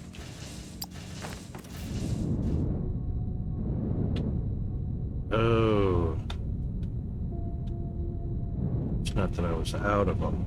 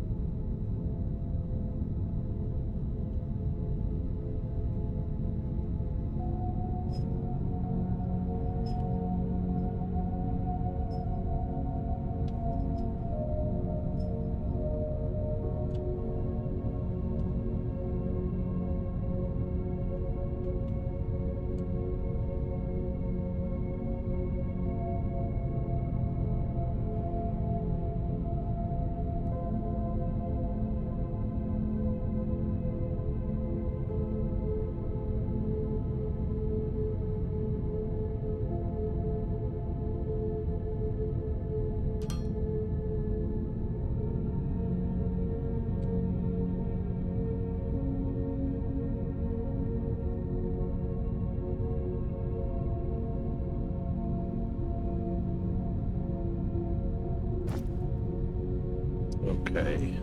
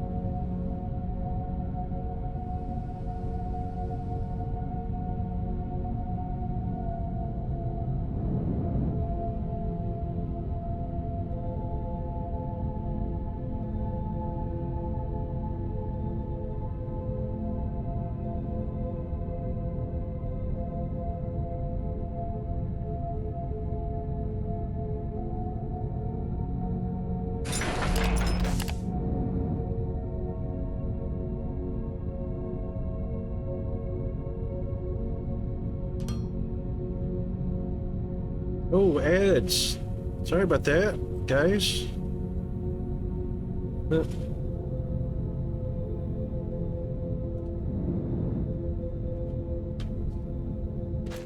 All right, we'll be right back. We're just gonna take a quick ad break. Back in a jiff.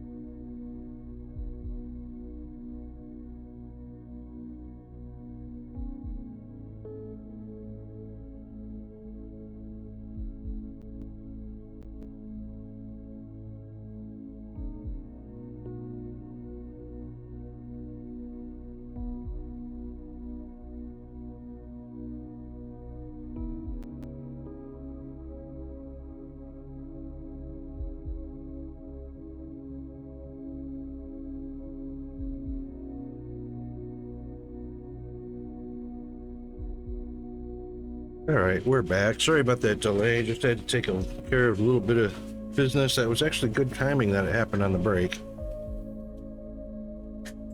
Thanks for sticking around. Okay, so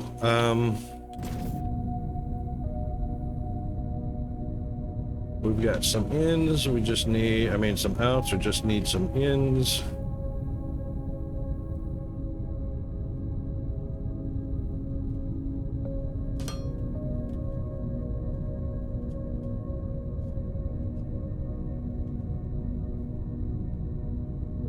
Actually, nope. This, please.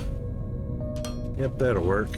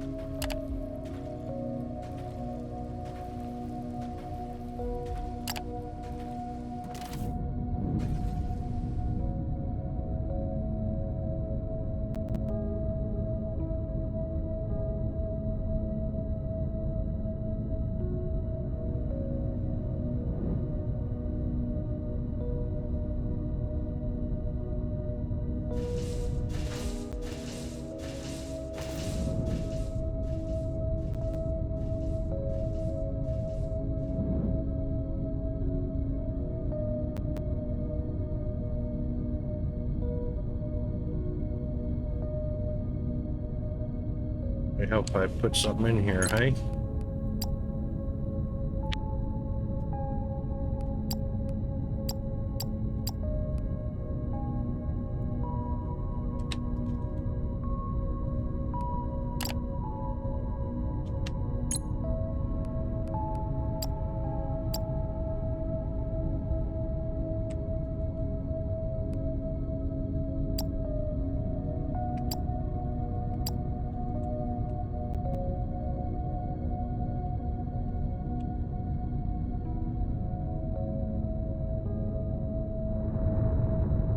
Oh, wow.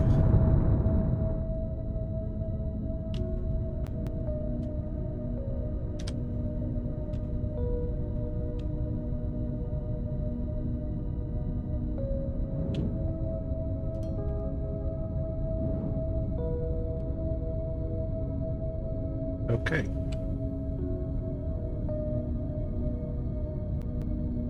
Now that's going to split that, so rods are going to be in short supply for a minute or two.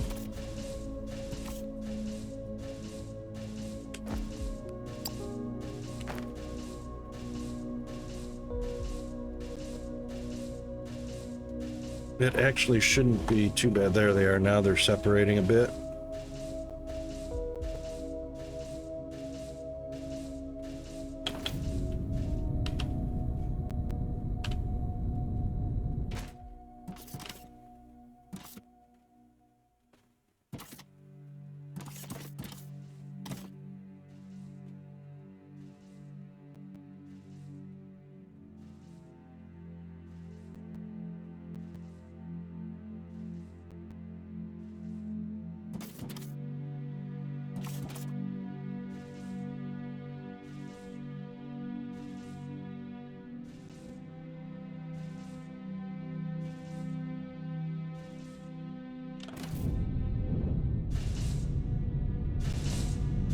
They're actually going to be on short supply for electronic parts until the smelters catch up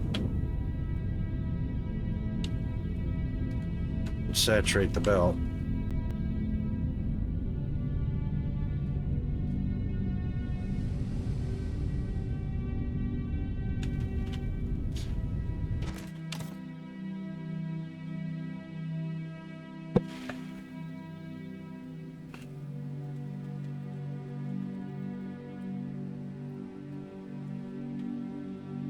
And they should saturate the belt, so we should see all the way out to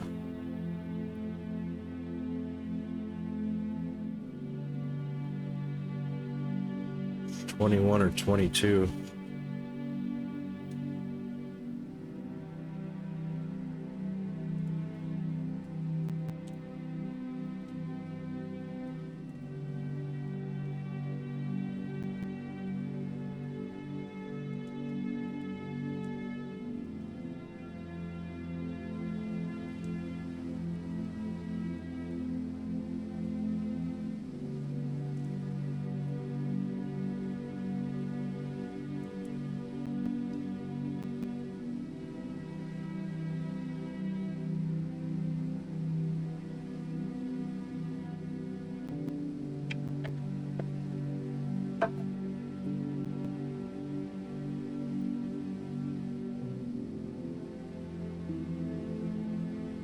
Comes.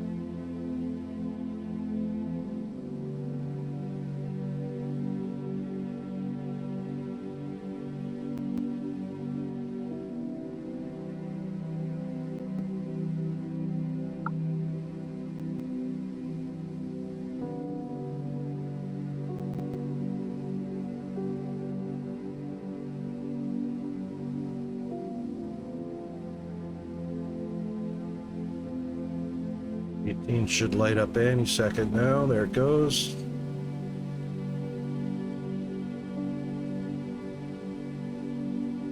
Then 19, then 20 should light up. Probably anywhere between 30 seconds and a minute apart from each other.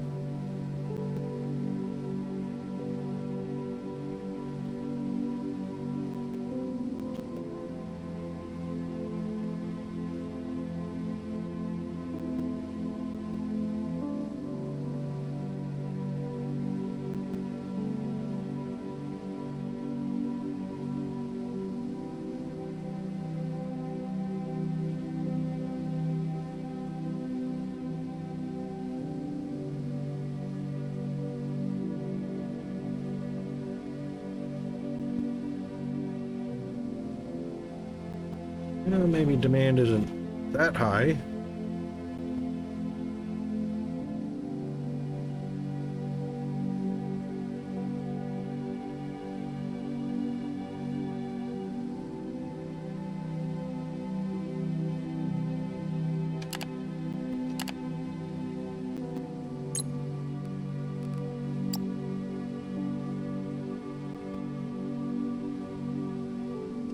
Quite a bit in extra storage fees there.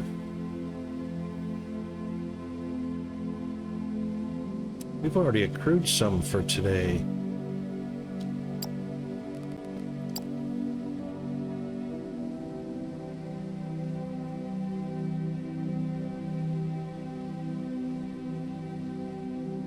Oh, Thermalite.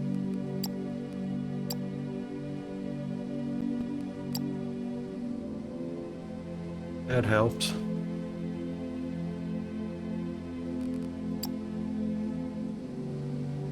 Alright, let's see. We need 5 million is kind of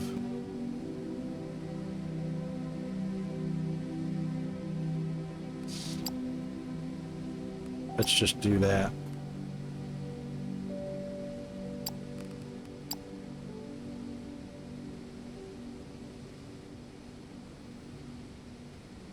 Ship fuel is only $8.60 a day. That's not bad.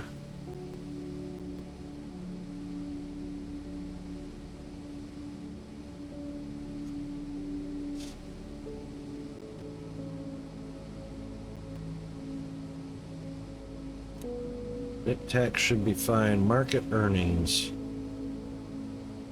Market earnings. No question mark next to it.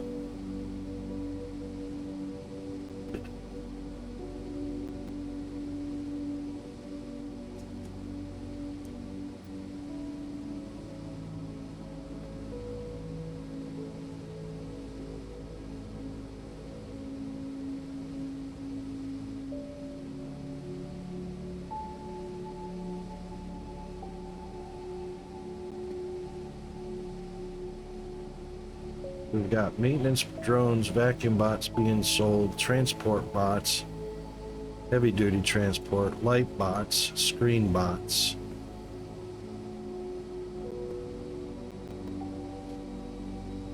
That's not too bad.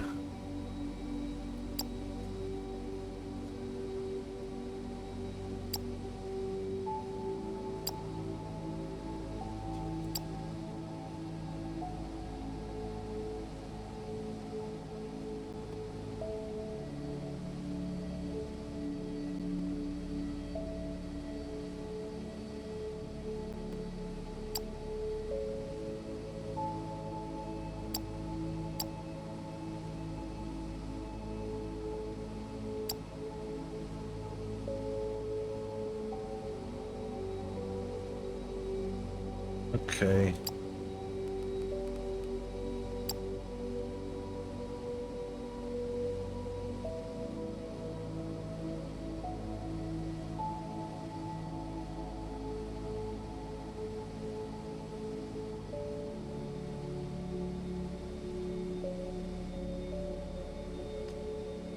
Not sure why we're buying construction materials. I guess we used...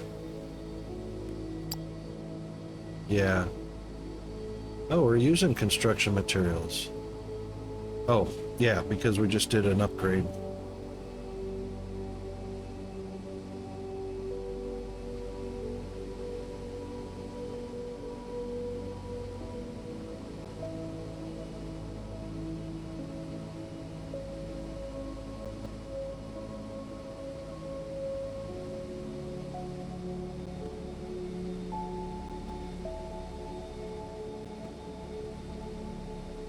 Speeds up station construction. I don't reckon we need to speed it up. It's going okay.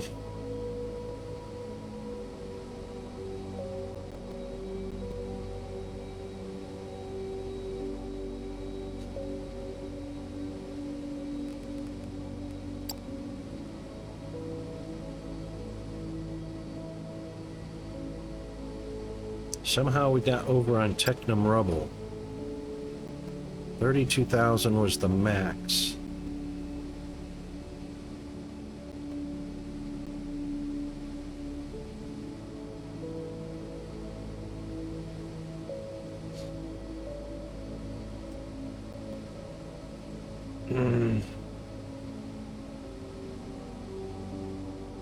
Let's make that 30.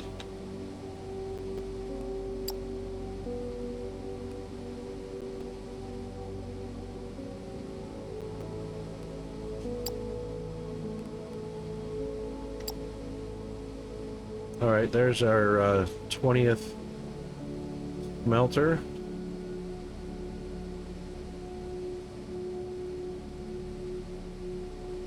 And 21 should light up shortly.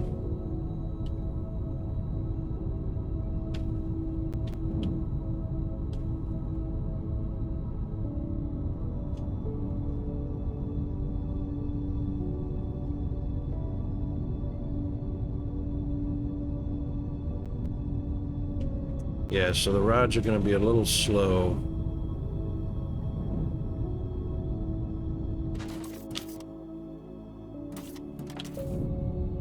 Because they're being used continuously at the moment. Bots, bots, and bots, and bots. And maintenance. Okay. So those are going well.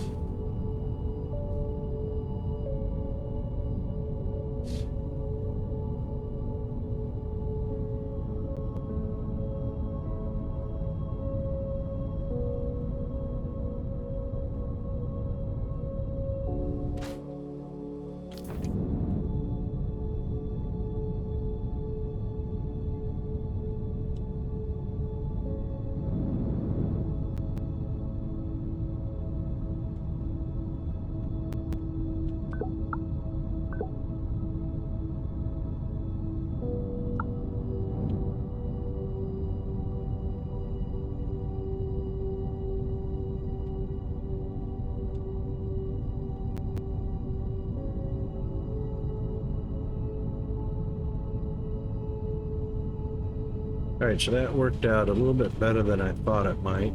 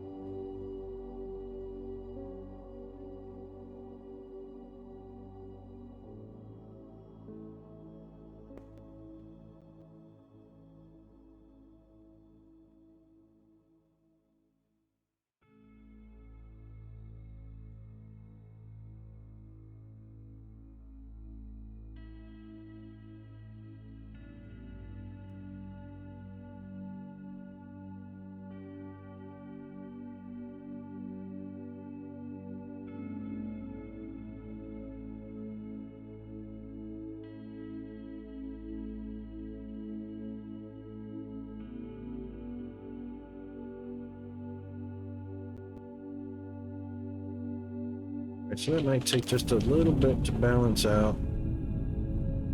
Once these stations, it's a shame that they're 10,000. It's just kind of crazy.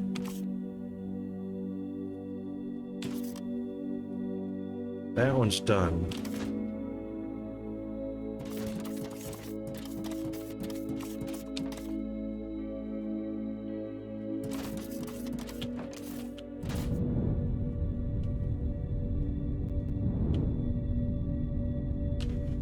Now, with that operation confirmed,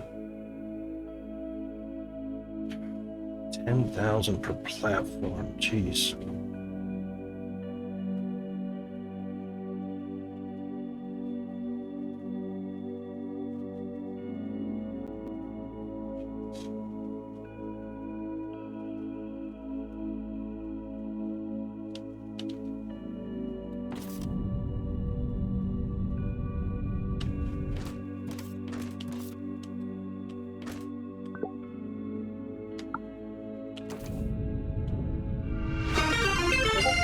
Oh my goodness.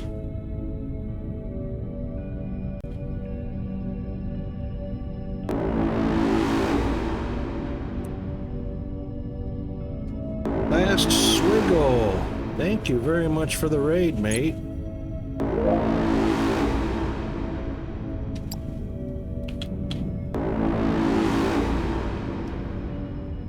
And how did your stream go?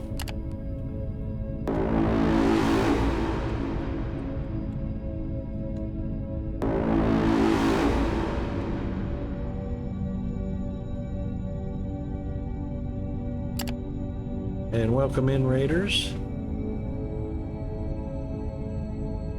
How did your Foundry stream go, mate?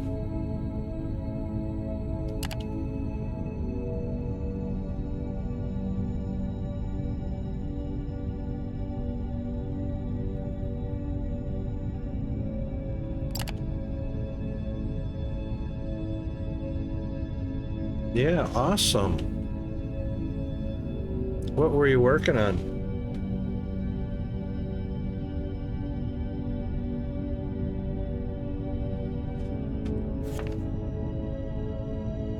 Glass and cement and Firmalite? Yeah, sweet.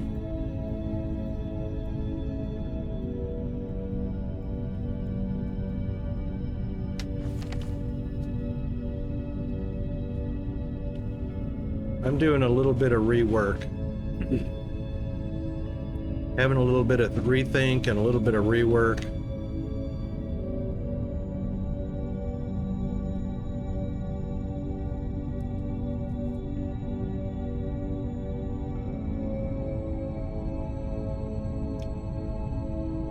Have you had Foundry for very long? Is this your first playthrough?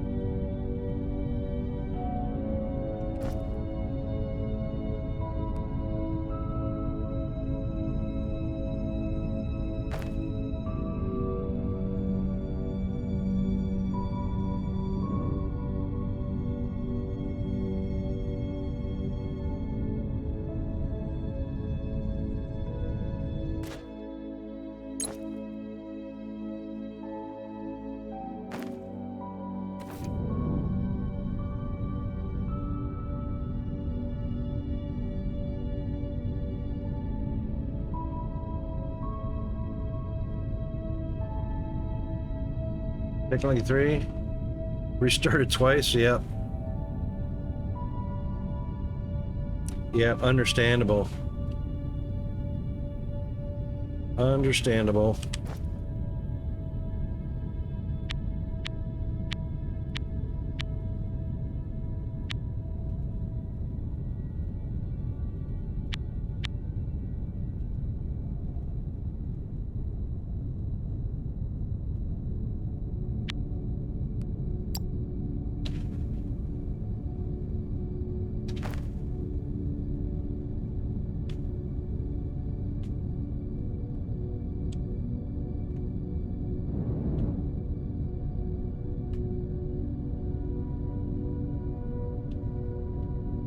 Alright, so one of the things we're definitely going to have to keep on the back burner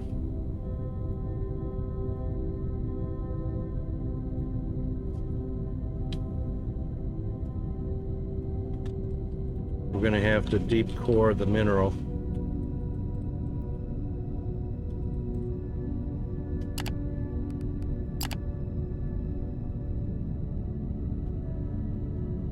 Didn't have a secondary resource node nearby and any ignium for starting power automation was too... Yeah. I'm quite familiar with how the game does that. So we have one ignium source there. The other one's way the hell out here. And that's just lucky. This is a pretty small one, 12 by 12. That's a 16 by 14.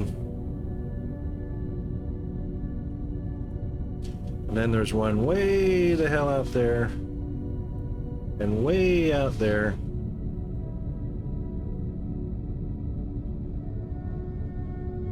Yeah, the map seeds are everything, hey?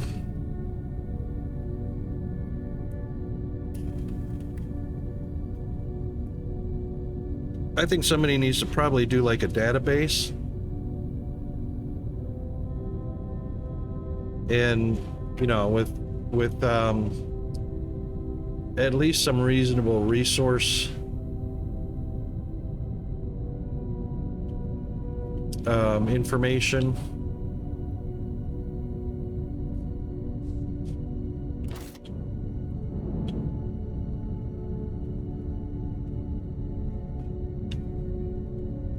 Where did I put that? There it is.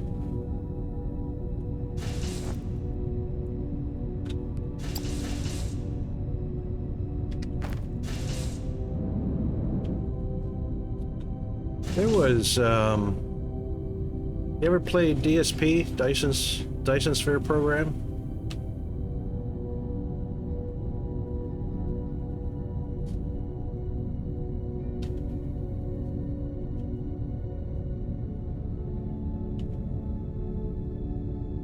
All right, there we go. We got 21 going, so there will be 21, and periodically 22 will start up. Almost used up all your Xeno.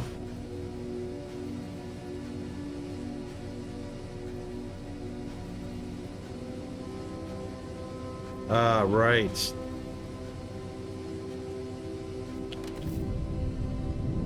Yeah, you know what? Isn't that really nice how, you know, here's your secondary Xeno, but it's so deep you can't drill to it. Yeah, crazy.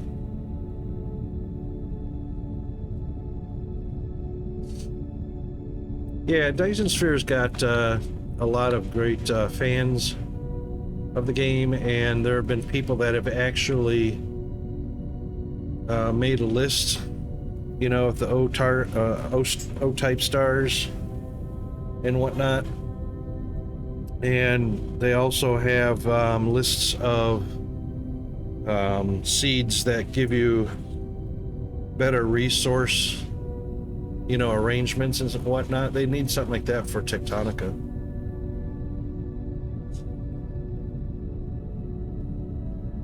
So at least you have a little bit of say-so in your starting seed, where you can see whether you're going to have a half-decent chance or not. Or not Tectonica. Foundry. I don't know why I said Tectonica.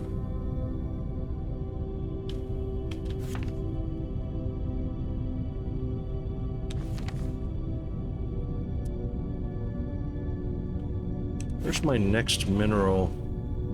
That one's going to be done pretty soon. That's the next one, but that's not a deep core.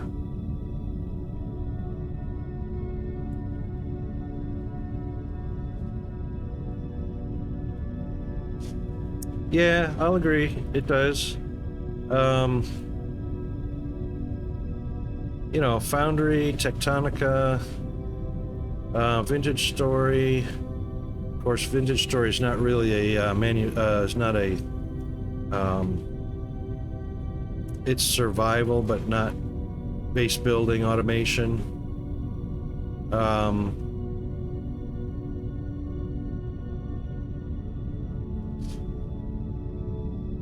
You know, there's Captain of Industry and others, but as far as voxel games, Foundry, Tectonica, Creativerse, Minecraft, Vintage Story, all voxel games.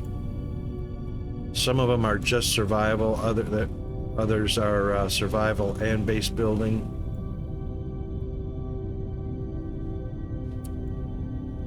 Man, there is not a deep core mineral rock anywhere nearby at all.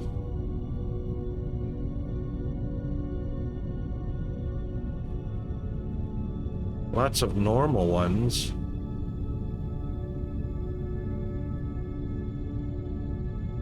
Yeah, Vintage Story is, I think its playability and fun factor is way better as a multiplayer, and I think maybe I think the game was kind of designed focused on a multiplayer versus trying to run it solo. There it is. Whoa. That's a bit of a trek.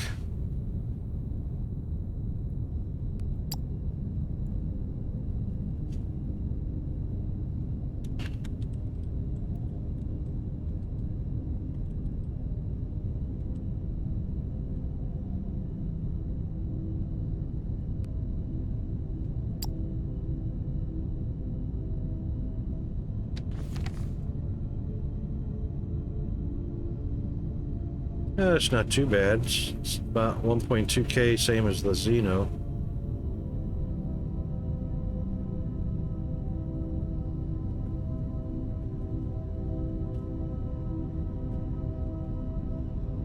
Didn't even check to see how deep it was.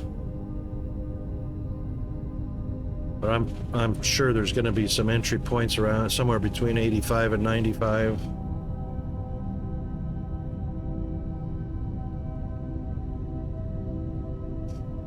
We run a multiplayer Vintage Story server, which we were playing Vintage Story before we restarted Foundry with the new items in the last patch, last update.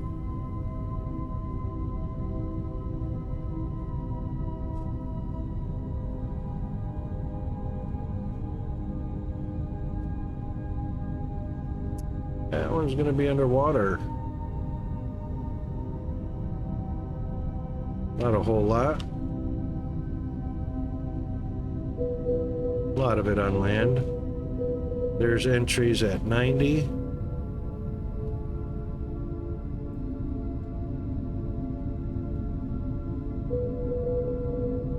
Yeah, they look like they're at 90, 90, and 90. That's not too bad.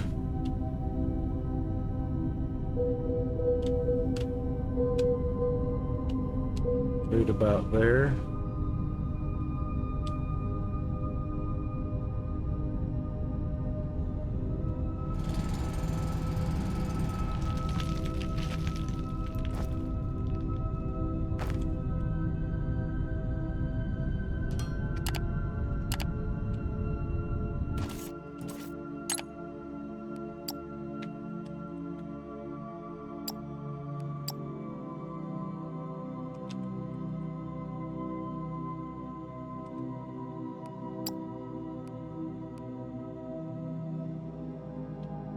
Oh, all right, let's back it up just a touch.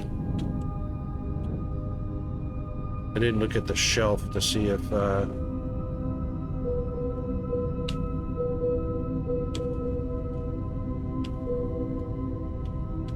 yeah, probably need to come out to about there.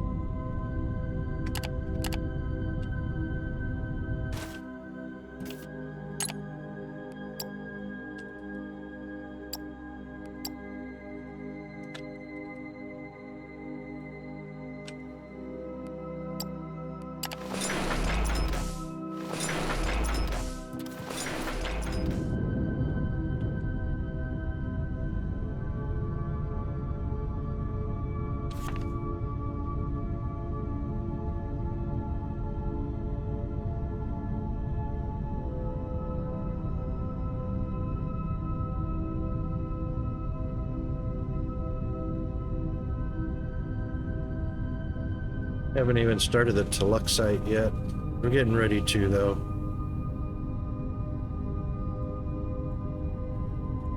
There's one close by to the base, which is good, but it's kind of in the mountains.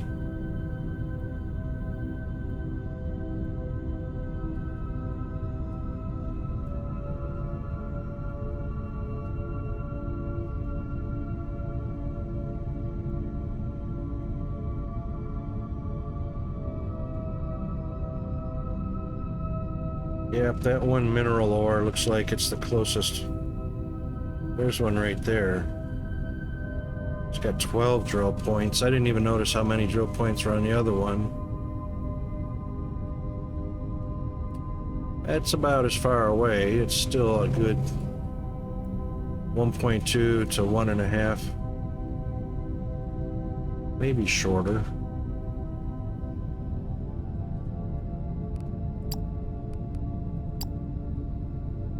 Yeah, that's got 13 drill points.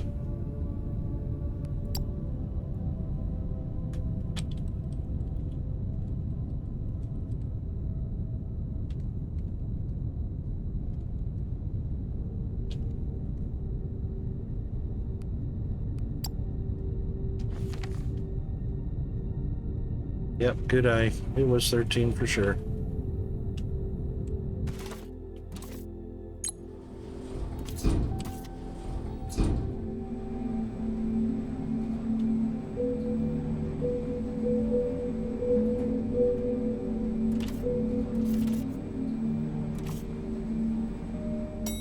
Yeah, that's about good.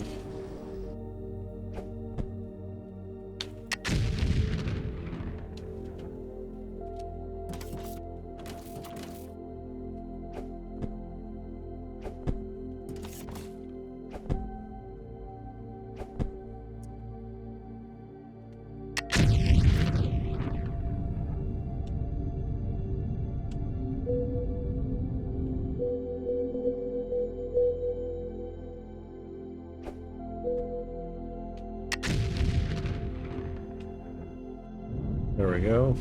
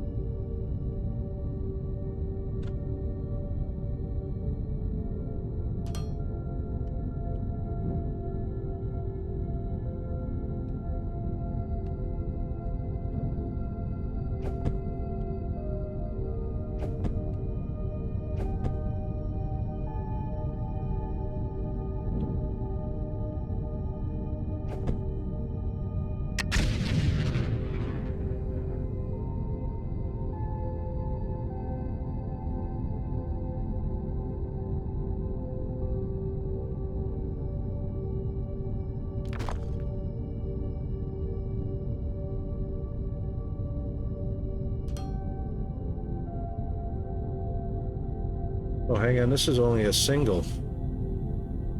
I didn't realize that's not a double.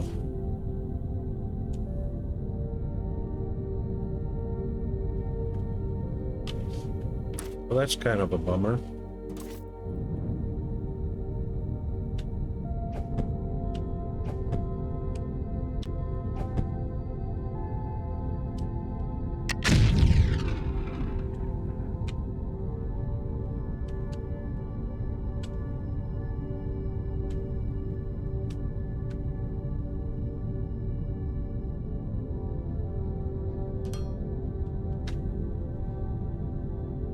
It's all right.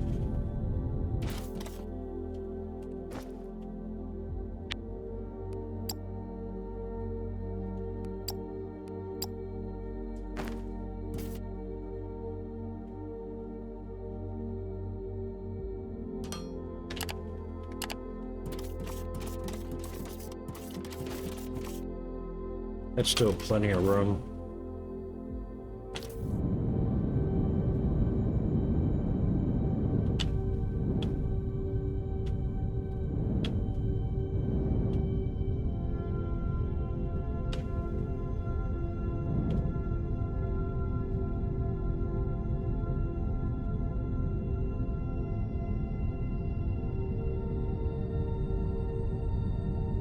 All right, so when we get close to the end of Mineral Rock, I'm just going to take a quick look-see at what's depleted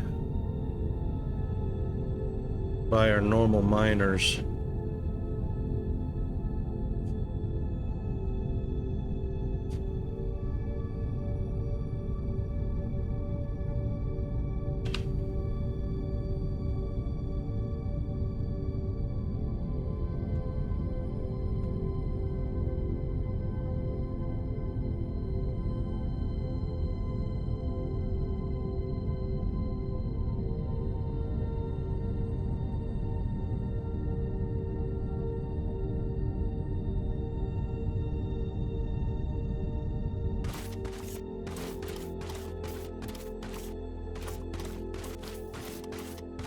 Probably a good half.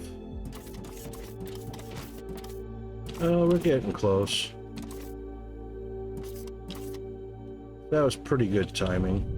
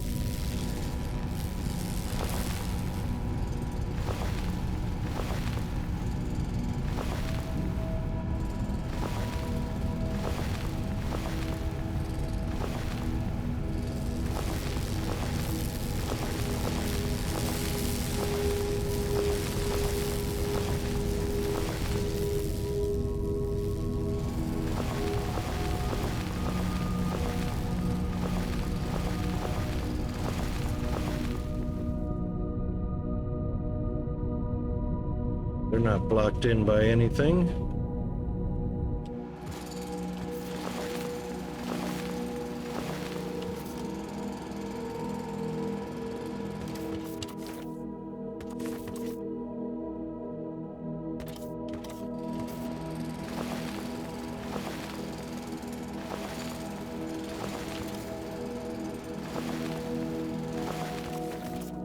They're good. They got access to everything.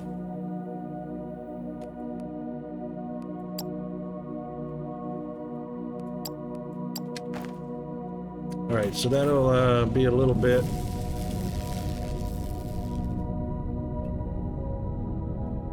Got 3 miners that are full up, only one that's actually operating to keep up, which is not bad for right now.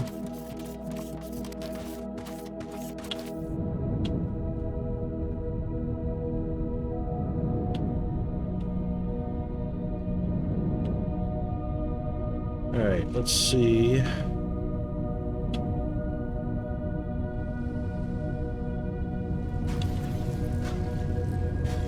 Yep, still doing okay on that.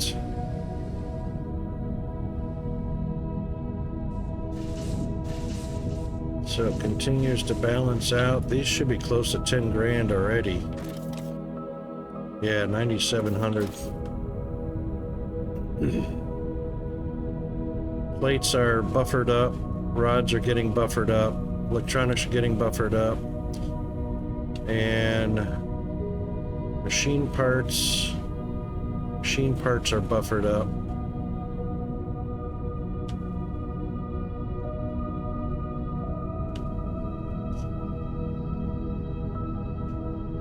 All right.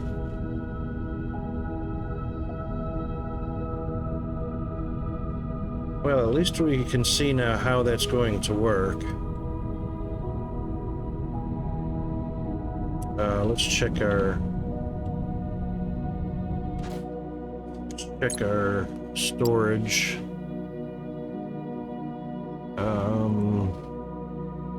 So we're holding at 1K there, 2K there. That's fine. 4K there, 4K there.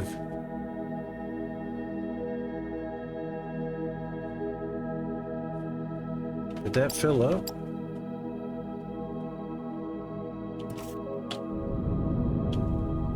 That rod's not filled up, is it? It is, and this is building on its way to 10K. All right. That happened a little quicker than I thought it was going to. All right, now the first 2 bots that need anything, of course, are plates, machine parts, and electronics. And actually, both bots are identical recipes, oddly enough. So vacuum bots and transport bots.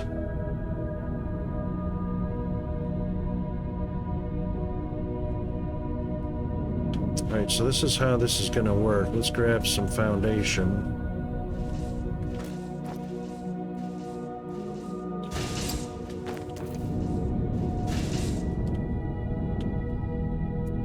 Now, these are going to feed.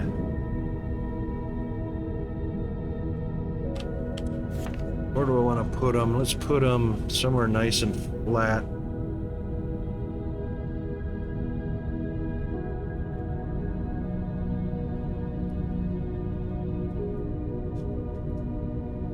See how high this is. Just want to put it somewhere where it's not hugely impacted by mountainous terrains. Really afraid of installing a mod, but I really want that one that can clear some land. As long as this is above 160 meters, I'll be happy with it. I mean below, the tip is below 160. That works for me, 169.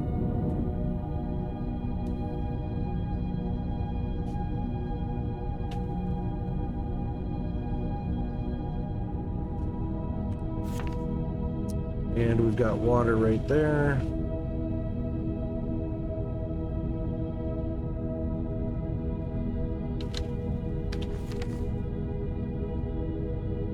Yeah, I reckon that's a good enough spot.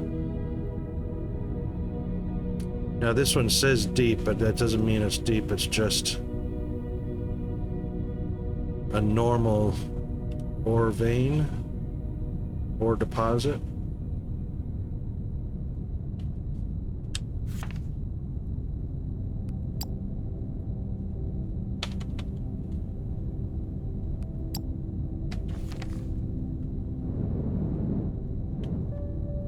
And we have lava entrance as well right there.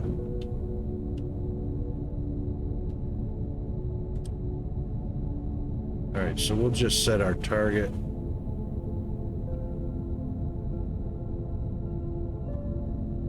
Hang on.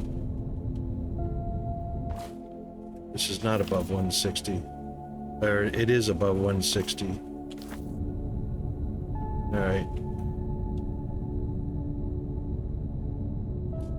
It's above 160 by 9, but that's all right.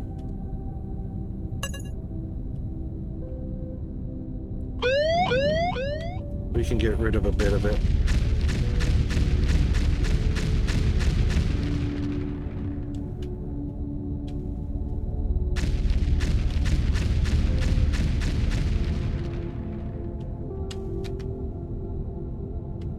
That should be mostly below 160. Yep, that's 162 right there.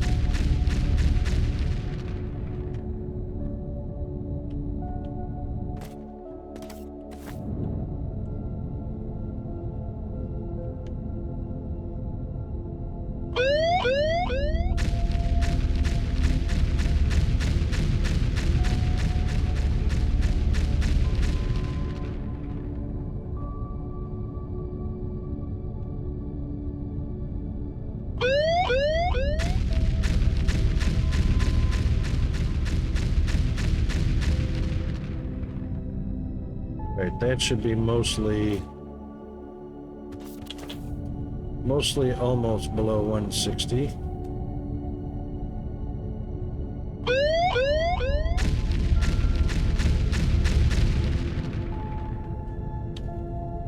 That should be fine. All right, let's put a target platform. That's 161.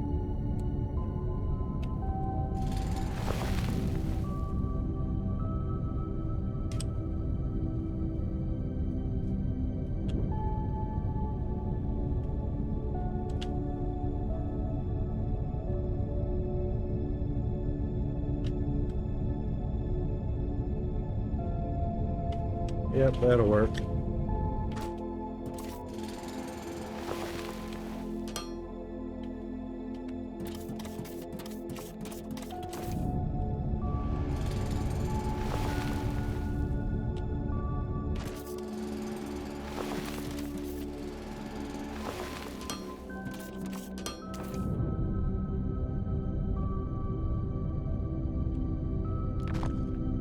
All right.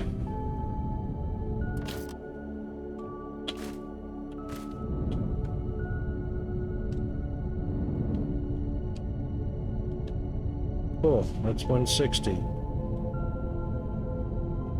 Boink. So this is our lowest platform level. This generally puts us a meter above the tallest of these spires in the desert, which are 158. So even these should not be more than about 160 at the most.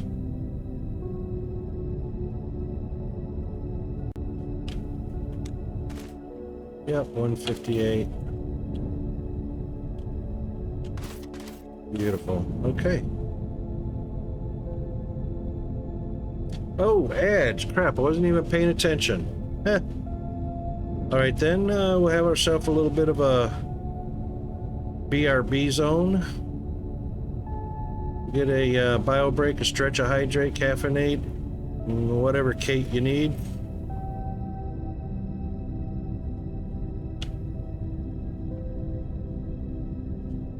And then we'll be back shortly after.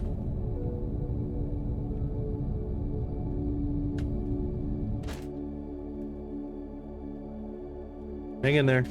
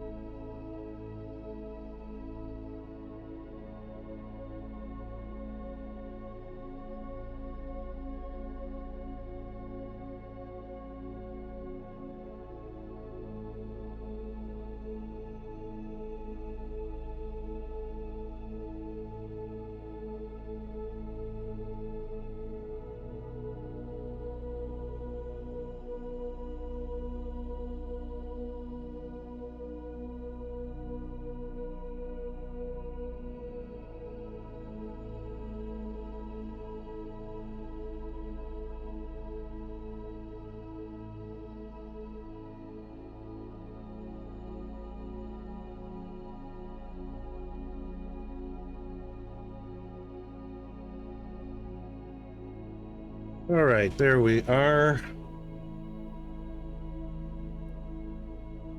All fixed up and ready to go.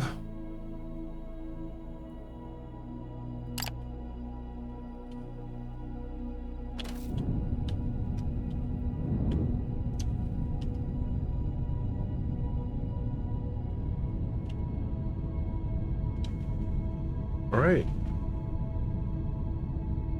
Rods are buffered.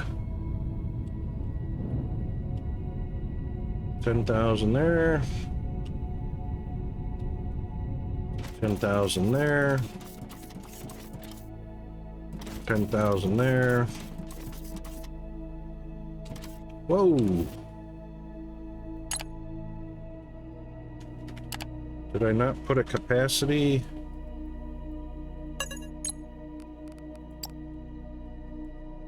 I could swear I did. 2K, oh, hang on, 2K plus what's in here.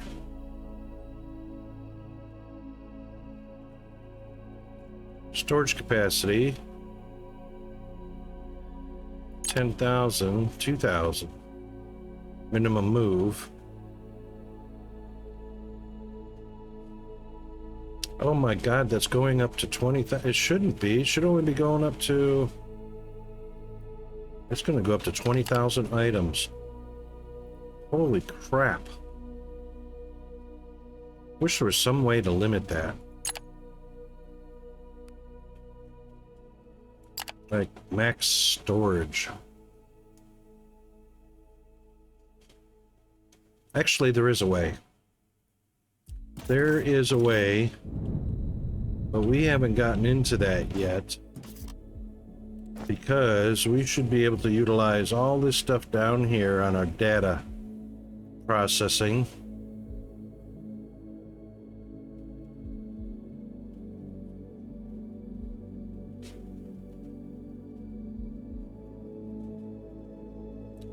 Memory cell. Okay, so we've got data cables, we've got evaluators, memory cells, data processors, data source. That's data source button and lever. So basically what we'd want to do is we'd want to utilize our digital circuitry here and set up a logistics container, feed it into the logistics container. I wonder if information can, or data linking can happen at the shipping pad, so that if such and such amount of inventory is reached, shuts off the loader.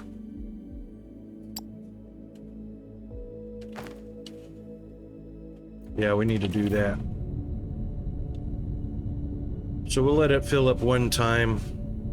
It was 20,000, but after that, we're going to have to start limiting.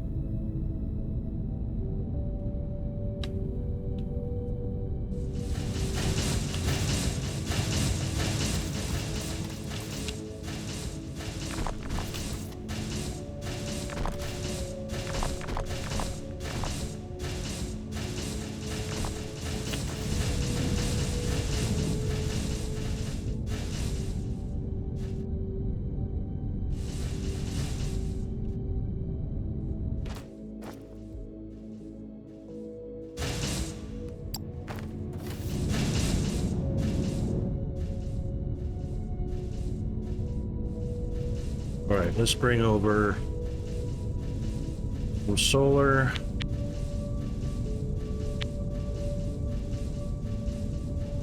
Make sure we've got a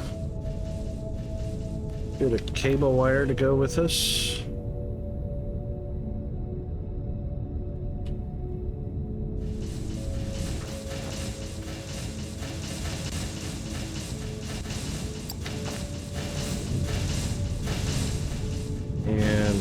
Got a transformer, one small and two large. We can make a couple more large.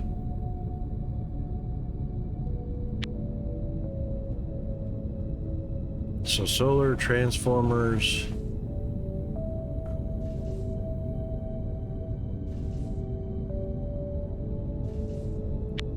Shipping pad. Elevators. That should do. All right.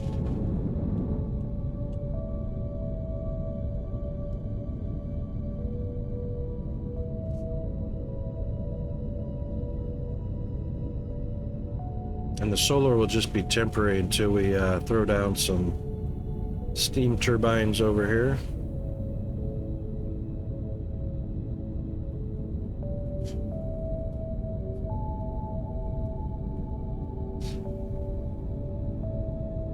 Actually, solar should be just fine.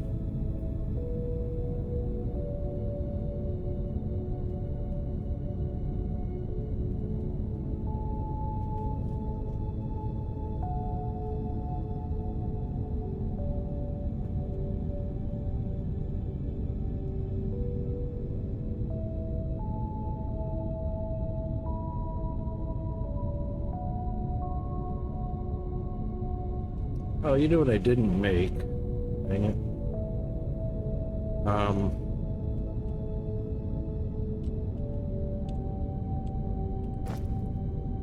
Need a fracking tower. Yeah? Yeah. Steel beams. What? Got 74, but we need 100.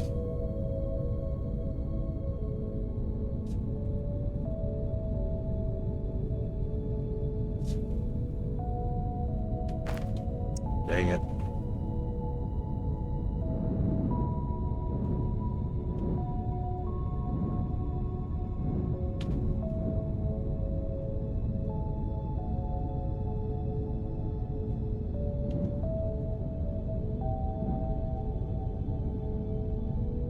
Mr. Zombie, how are you doing today, mate? Welcome in, Mr. VIP.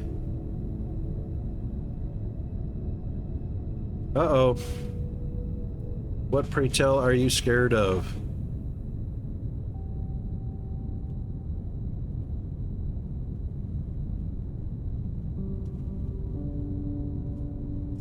Yeah.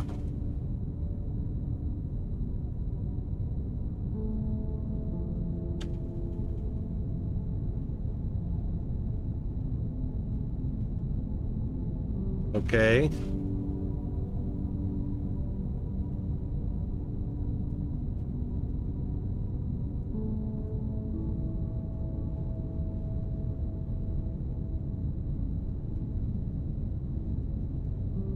Well, I can tell you right now, the 56,000 isn't real money. So don't waste your 200.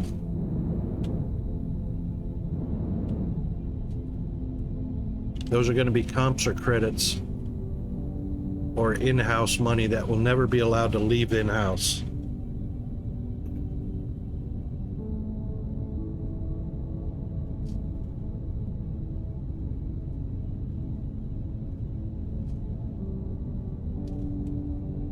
Do you really think that it's that easy for people to invest so little money and get that much payout? I'm just gonna play the devil's advocate here.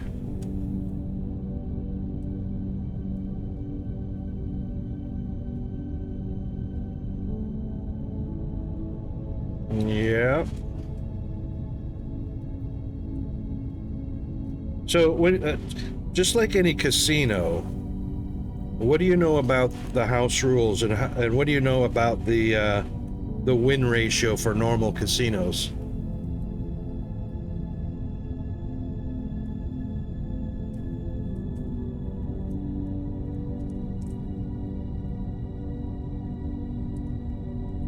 Which way do the odds lean at a normal casino?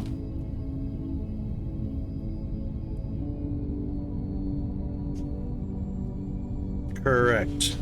Because they wouldn't be in business if they didn't. And if it was that easy for the general public to win money, they'd be bankrupt in a matter of days.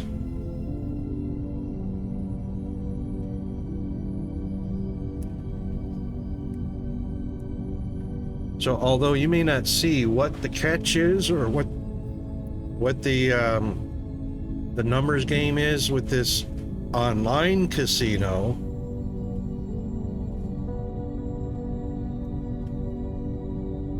no, for every person that wins, there are 10,000 that lose.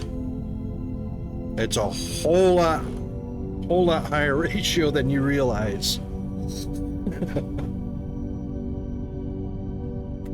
In order for the casinos to make money, they have to have a better than 1 in 10,000 payout. Otherwise, they'd be bankrupt.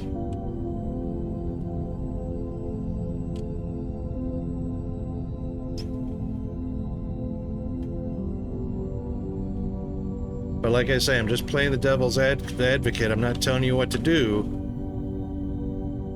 But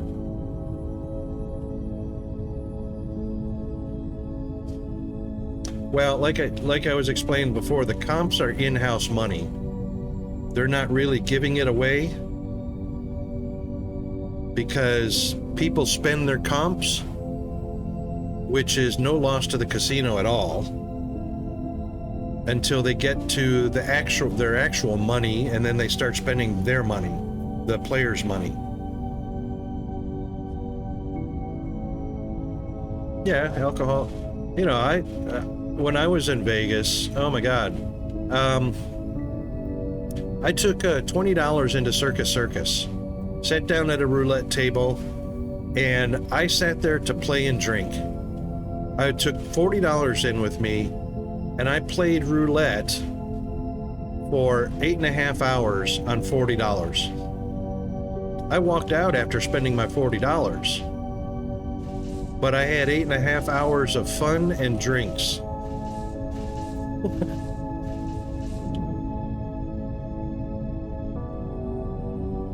All right, steel. Here we are.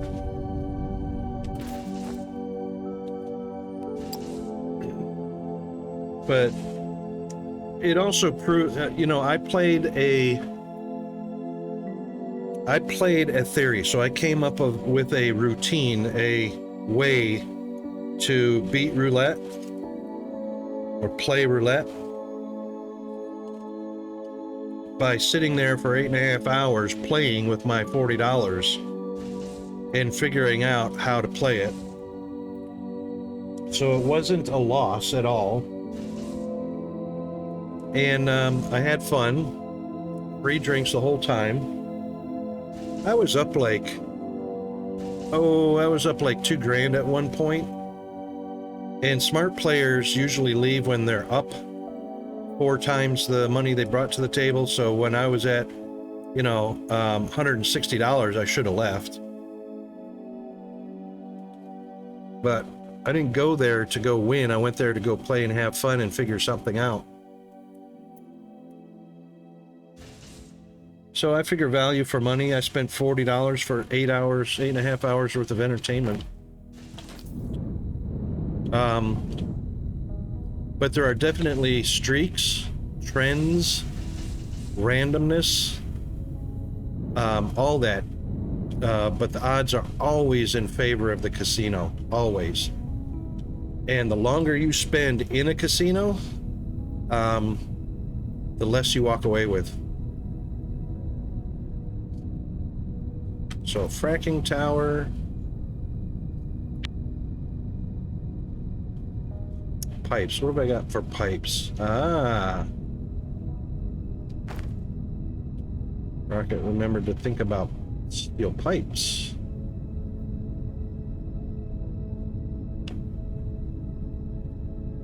No, I've never heard of KYC verification. I've heard of KFC. Oh, I did have some.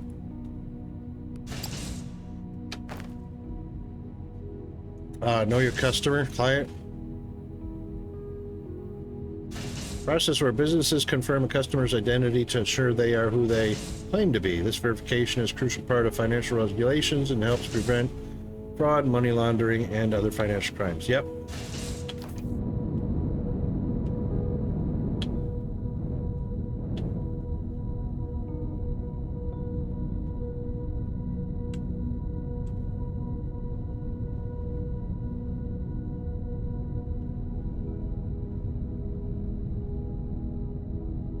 Okay, I think that should be it.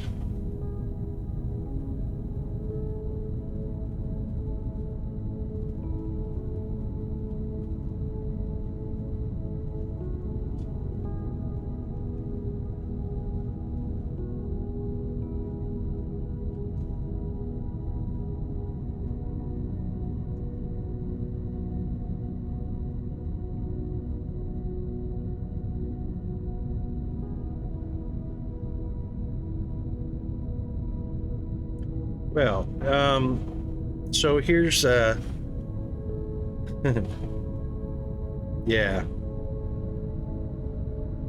Well, see, here's the thing. So the KYC is used by banks, mortgage companies, financial institutions, that deal with the actual, deal with customers who want to protect themselves and and of course the bank or financial institution, mortgage company, whatever, want to protect themselves by actually knowing who their customers are, which prevents the money laundering and whatnot. That is used by reputable businesses and companies. Just because some organization somewhere out in the world uses KYC for verification and then charges you for it doesn't mean they're a reputable company. All they're doing is mimicking what, you know, Chase or American Express or Citibank use to make sure their customers are protected and to protect the financial institution themselves from numerous cases of money laundering through their bank or through their financial institution. So yeah, and that's how scammers work. So one of the main focuses of scanners is to do as many things as they can to give you the sense of security, to bring your suspicions down and increase your comfort level with them, regardless of how legitimate those people are.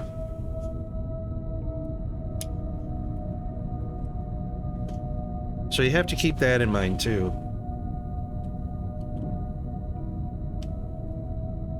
I should have made some more power pole adapters.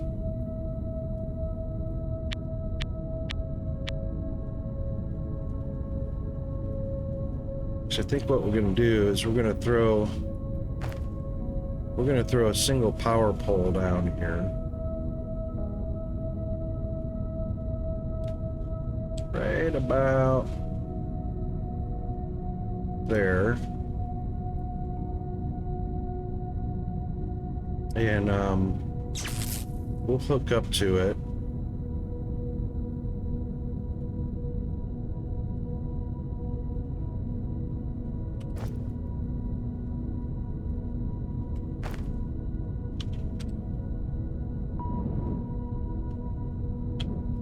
One, 2, 3, 4, 5, 6, 7, 8, 9, 10, 11, 12, 13, 14. I believe that's what the reach is. Yep. Isn't it? 1, 2, 3, 4, 5, 6, 7, 8, 9, 10, 12, 13, 14. Yeah, so they're 14.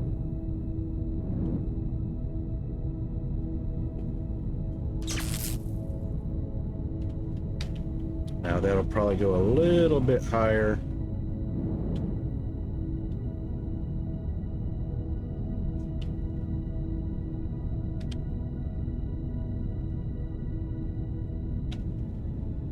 right about there.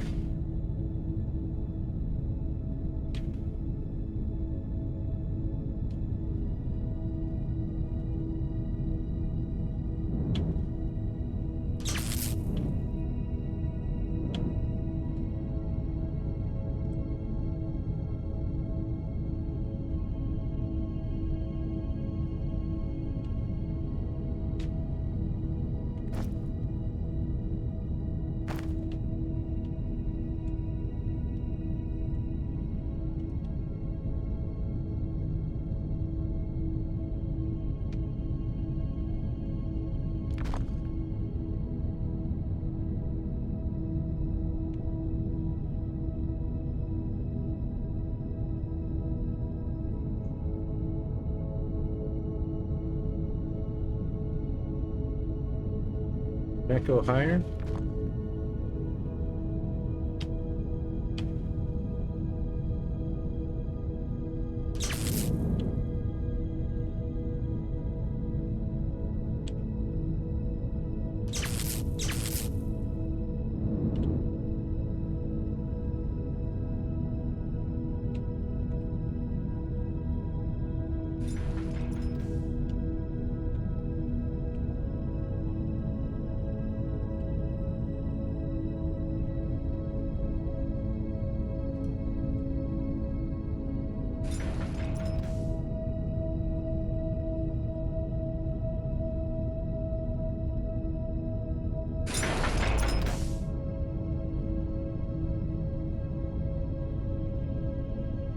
Oh, that's right.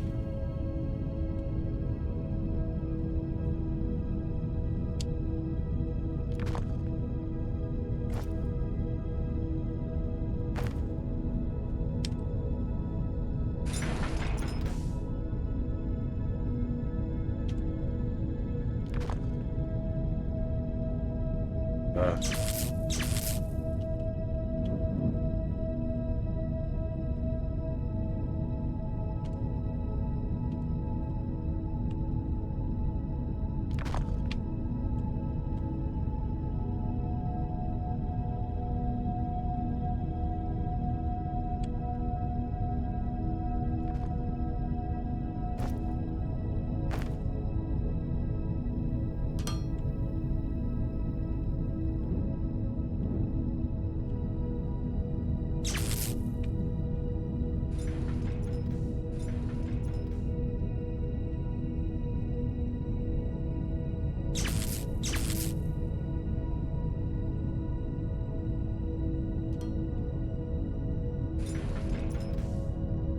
I think 4 should do it. It's probably going to take 5, but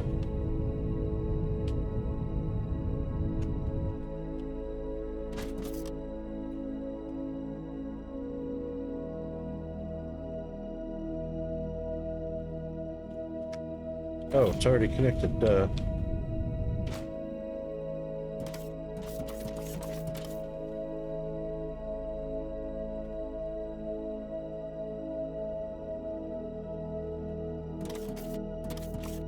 Really? No power? Connected directly?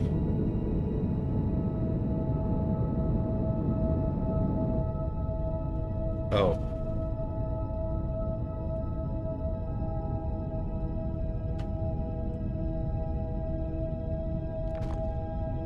Silly rocket.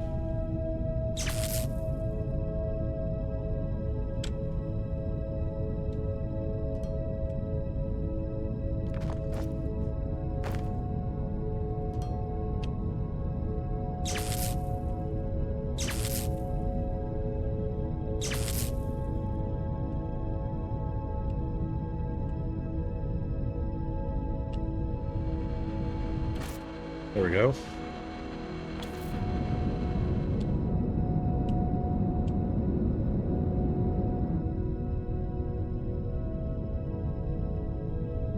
All right. Now.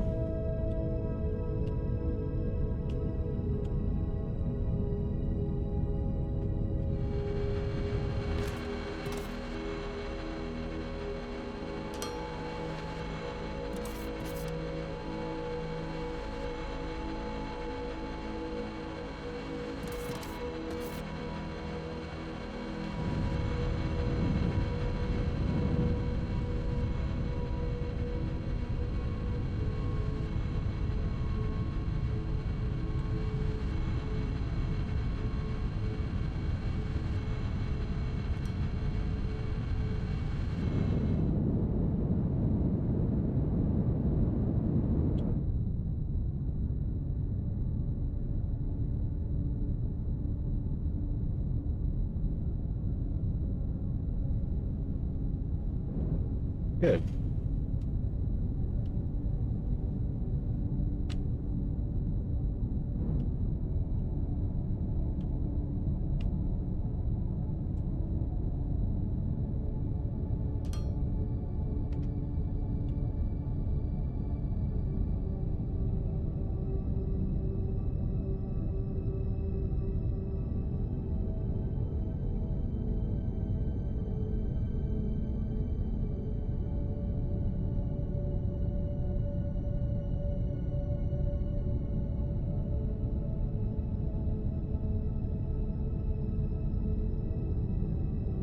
Let's see. 27 is 14.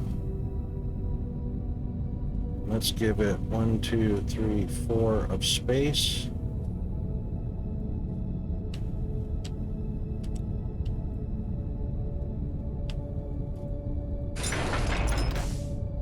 Then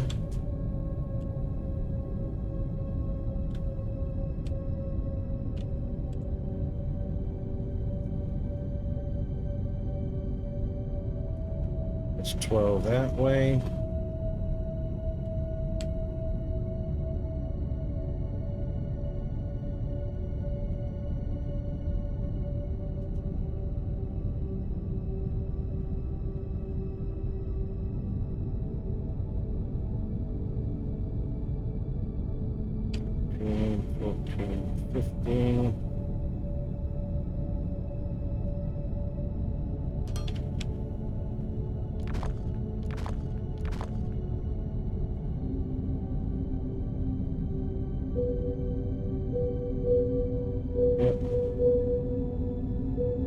That pretty much clears it. That's good.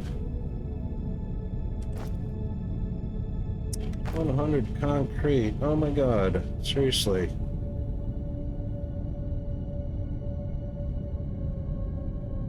Alright, while we're here,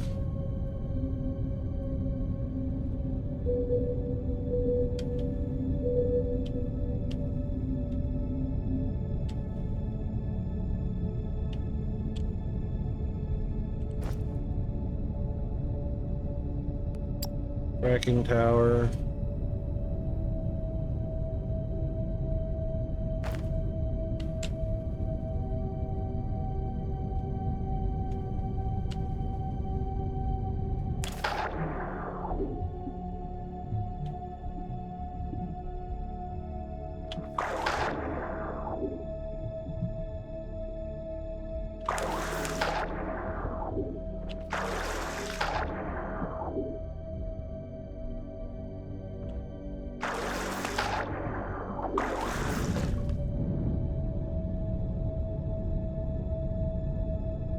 Let's do this.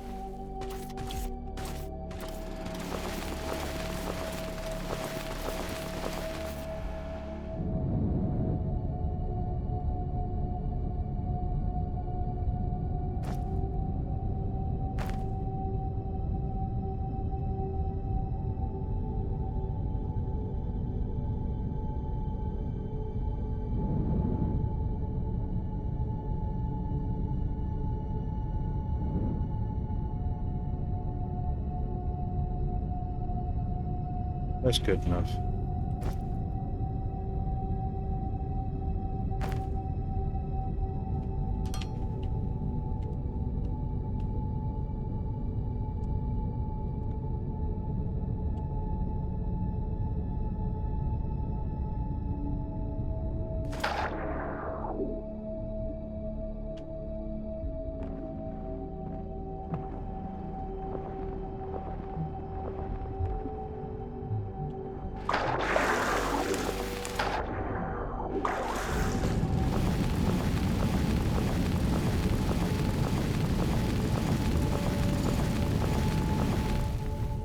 All right.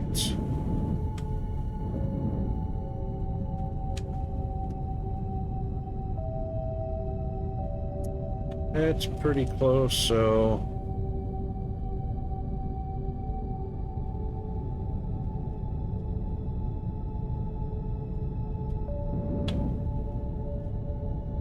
Oh, I shouldn't have taken that away yet.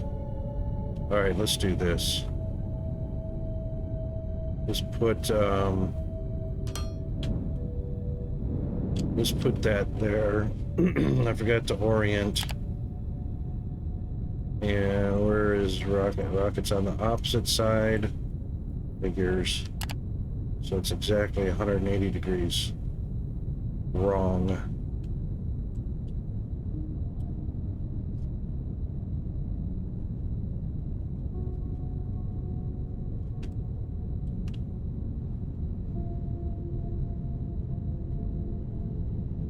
So we'll make sure the control panel faces away from us. Rotate, rotate. There we go.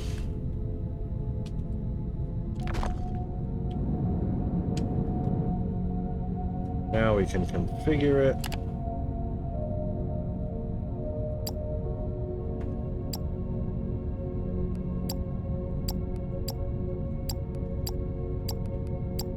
Oops.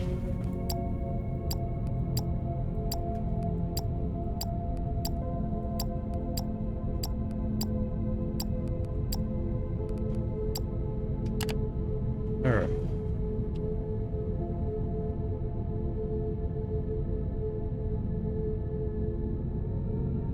And that'll take a little bit for the maintenance craft to get over here. In the meantime,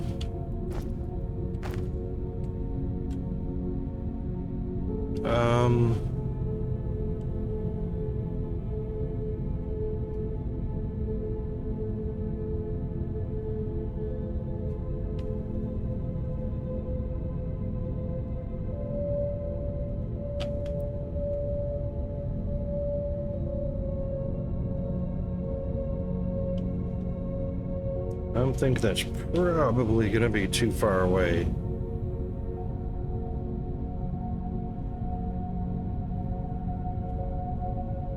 Wait, what? Is that a small one? No, that's large.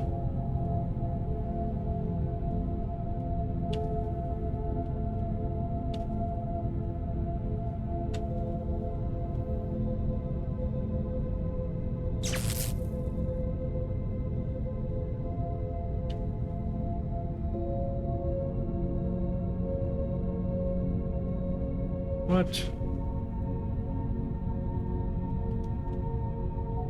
Too far.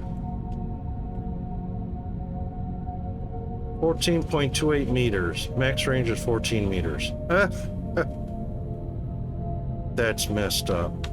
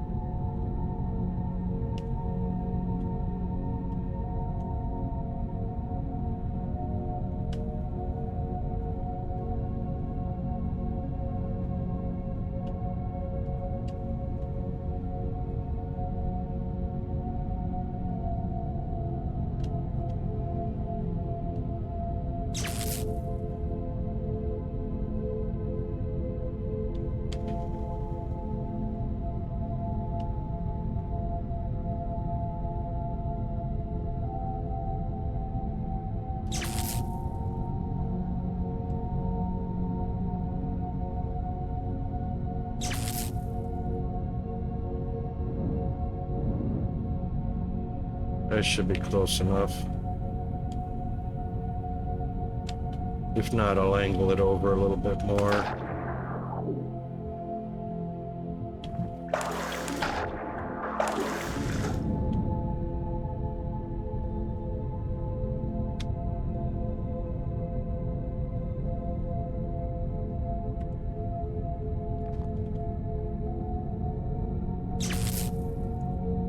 That should be close enough.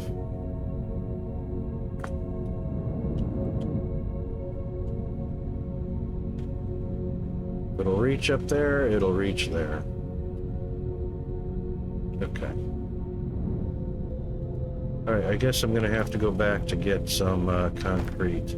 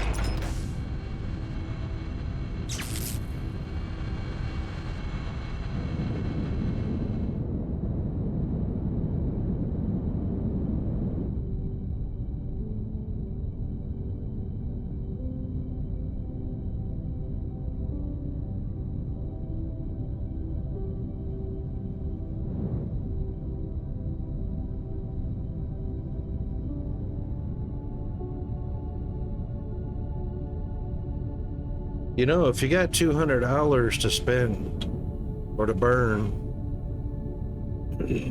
you know, if it's liquid and, you know, it's petty cash or whatever, it might be worth $200 to see what happens. Just keeping in mind that it might be just $200 that you're spending and it goes away. You don't get anything back for it.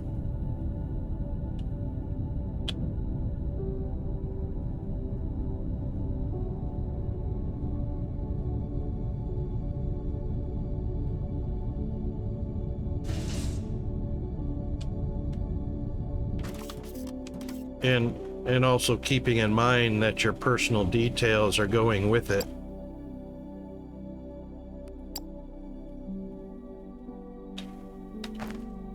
The bad part is once your personal details are gone, once somebody's got them, that's it. The $200, it's easy enough to go, okay, lesson learned and whatnot. But now you've got some unknown third-party entity that's got all of your financial details that they can use to steal your identity.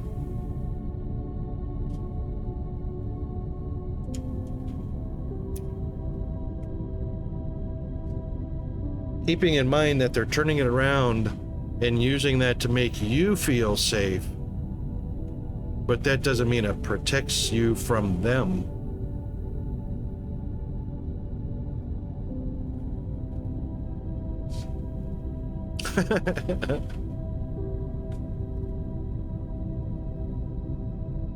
Well, that's not what they take. They take your identity in order to use it fraudulently for themselves to obtain thousands and thousands of dollars, using your name, knowing that, you know, it would take the FBI and whatnot days to catch up to the fact that it's already been done and they've already got the money they wanted from not you, but from somewhere else using your identity.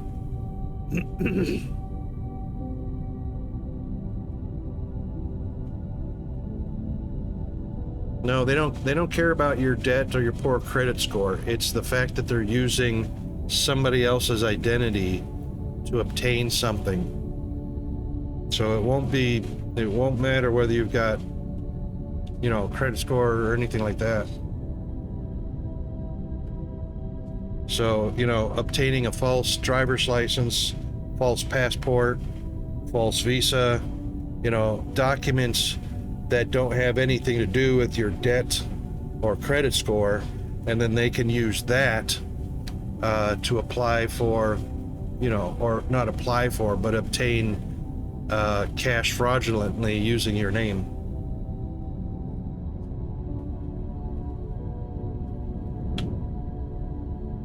Alright, we should be able to hook up power.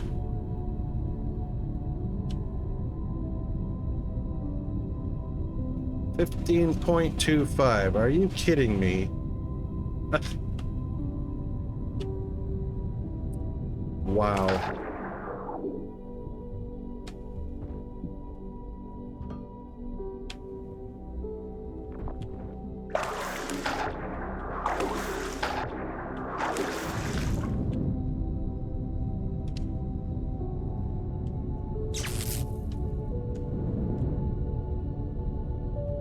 What? How can it go from 15.25 to 30? What?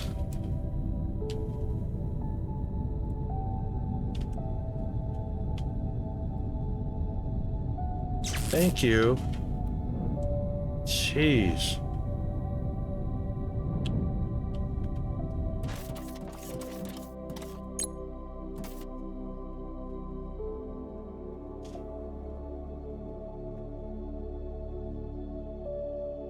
Alright, so it should be extending the struts. It is, and the drilling.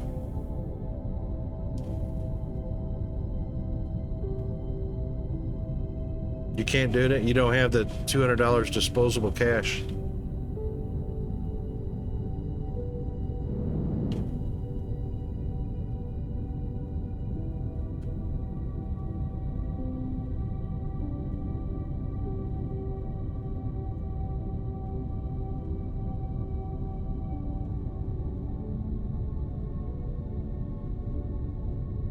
Ah, okay. Yeah, prepaid cards. Those are, it's like a burner phone and a burner card. You have to have a card that's linked to your bank. Right. Debit card should work because it's directly linked to your bank that it, you know, to operate as a debit card. But prepaid cards are no-go for sure. Because that's what the crooks use, prepaid cards. Okay, so all we need is this platform for the mineral.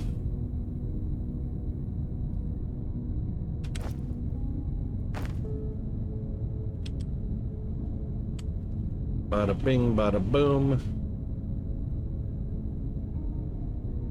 And a bit of belting. Bada bing, bada boom.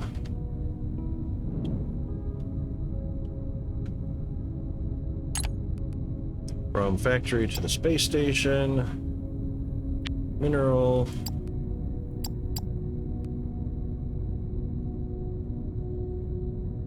Firm.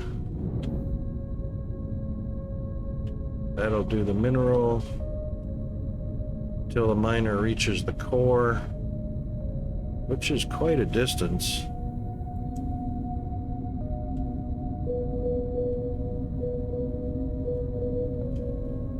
It is quite a distance, however, we still need the, oh my god, I still need 100 steel.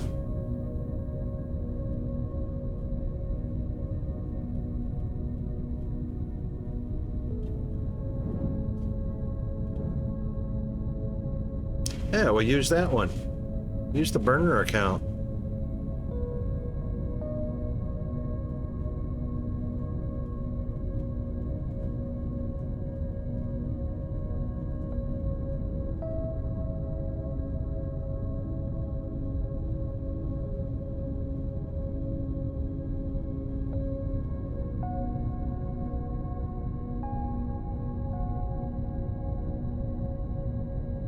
Yeah, get a normal bank card with the burner account and use that.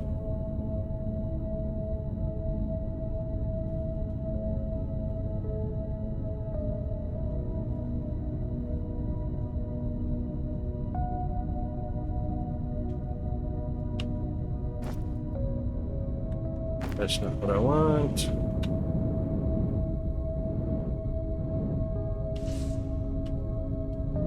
Want steel. Might as well just carry a few of those with me. Do another one of these on the way. Oh, hang on. Cancel, cancel, cancel. Oop. That's not what I want. Fracking towers need liquid platforms. Nope.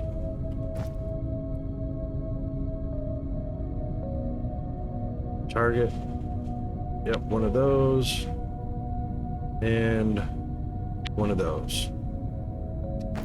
That's what we want. All right, these bad boys are 31 by 31.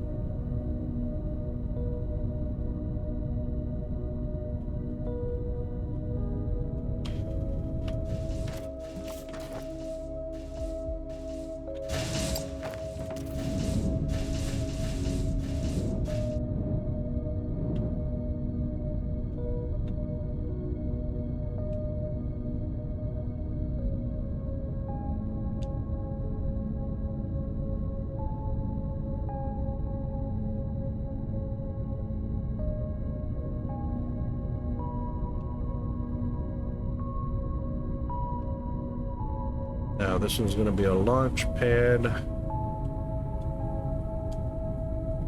What kind of spacing have I got? Looks like 2.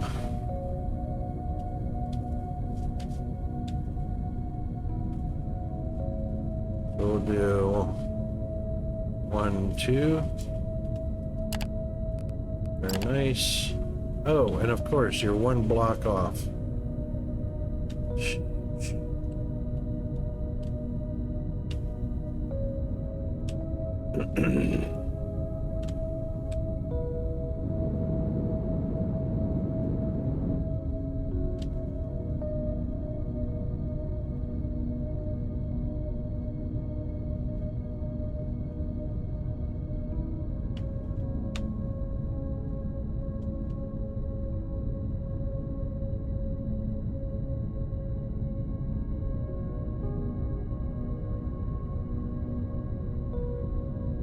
Well, that's only 1 separation.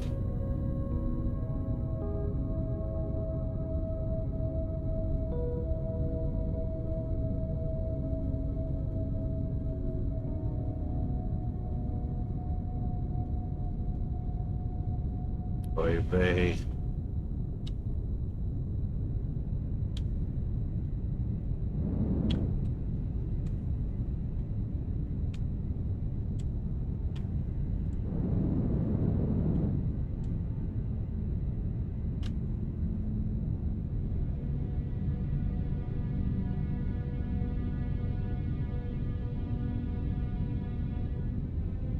Better. Better.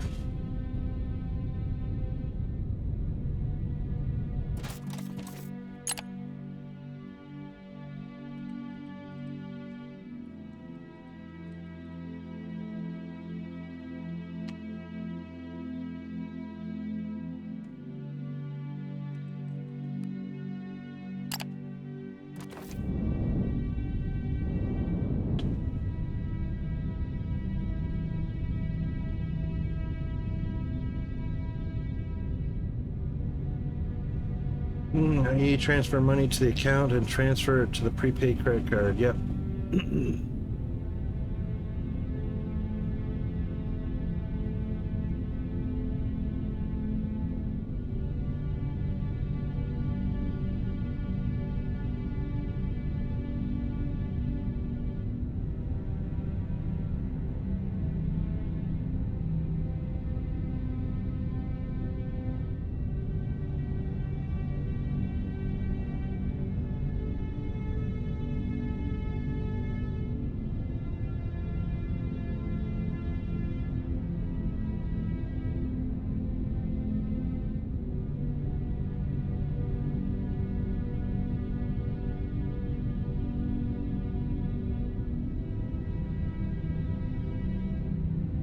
All right.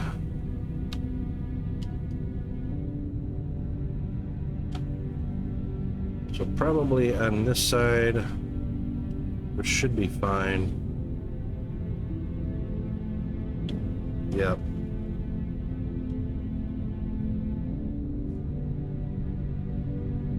Yeah, that should be fine.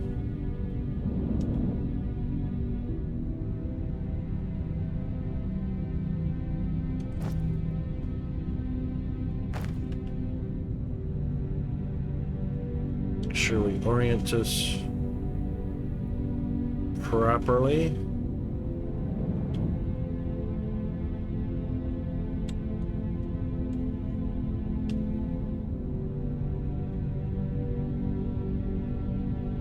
That looks about right.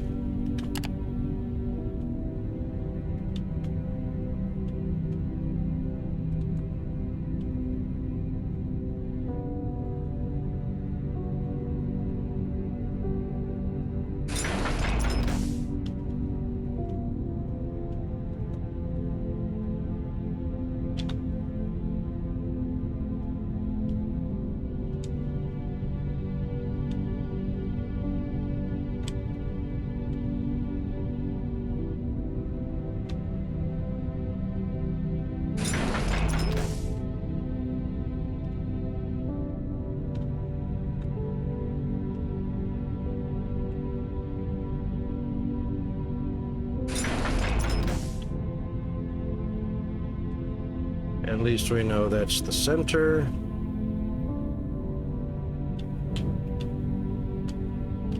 Now, we're probably gonna want... I can't remember if I put a buffer on this end or not. Oh, ads! Ah! Okie dokie. We'll be right back after the ads. Hang in there.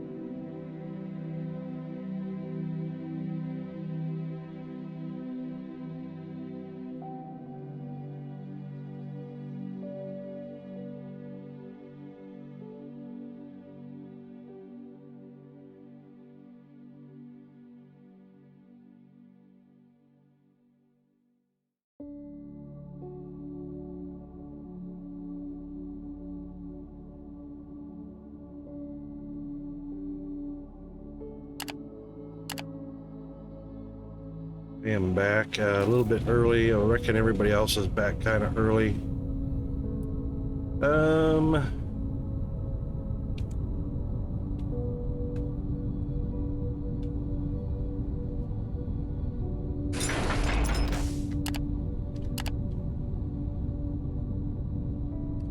I don't have enough foundation for this building. Damn it. You know what? Screw it.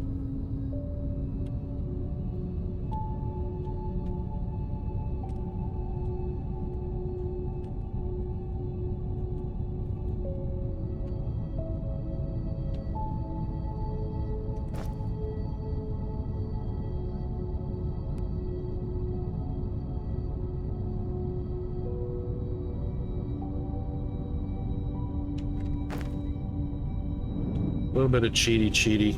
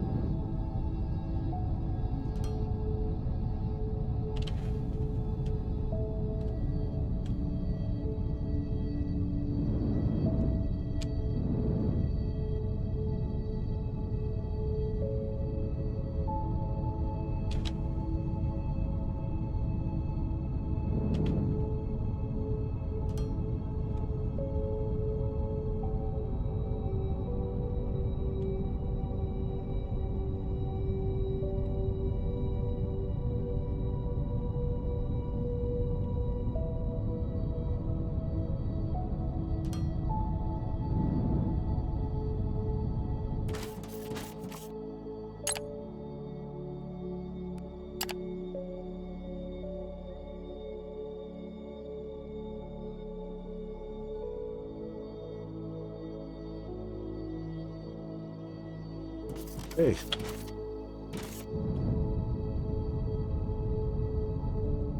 That's all connected up. Mineral going in.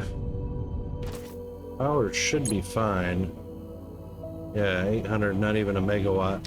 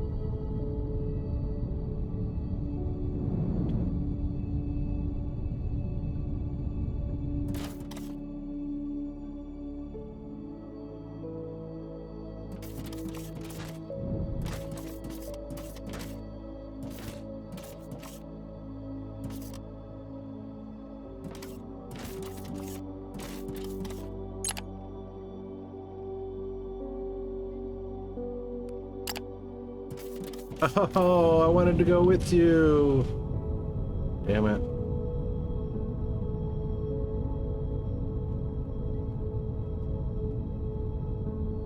He just disappeared.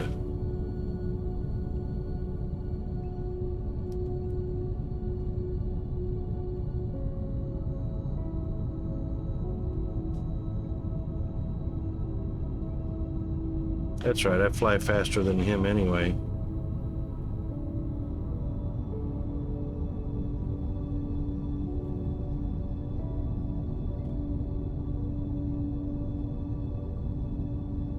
Doesn't feel like it though, does it?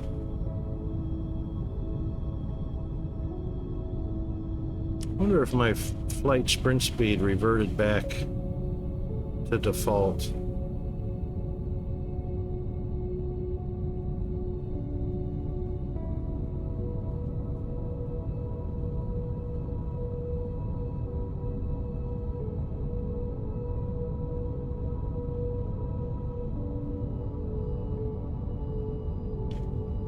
I certainly beat him over here.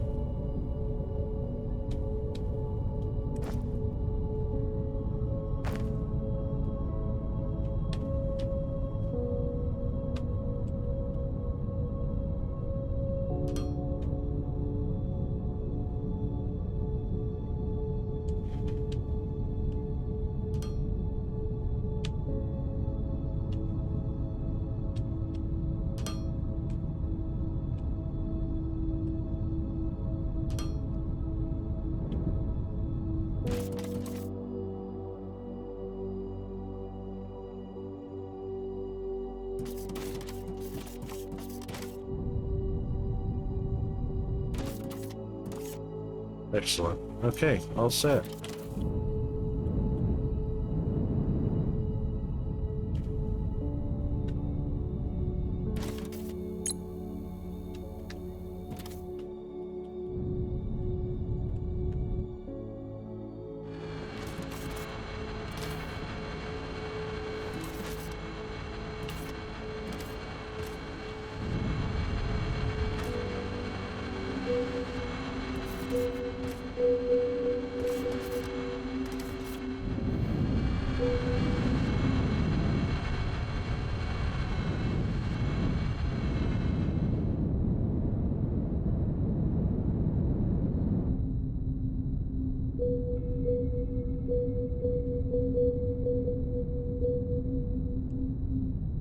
I can't even see that one.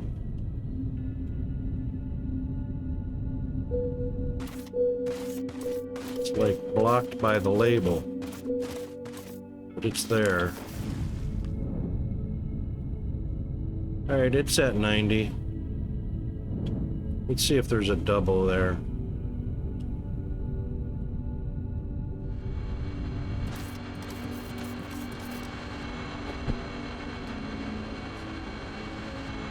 Oops.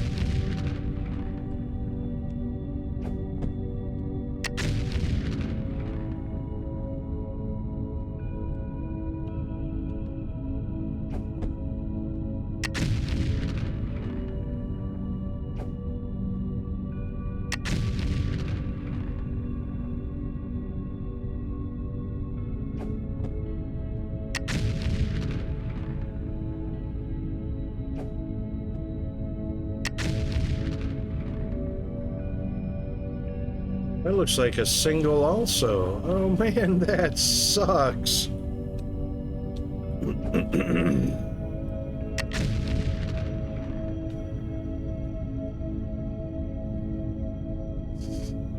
That sucks.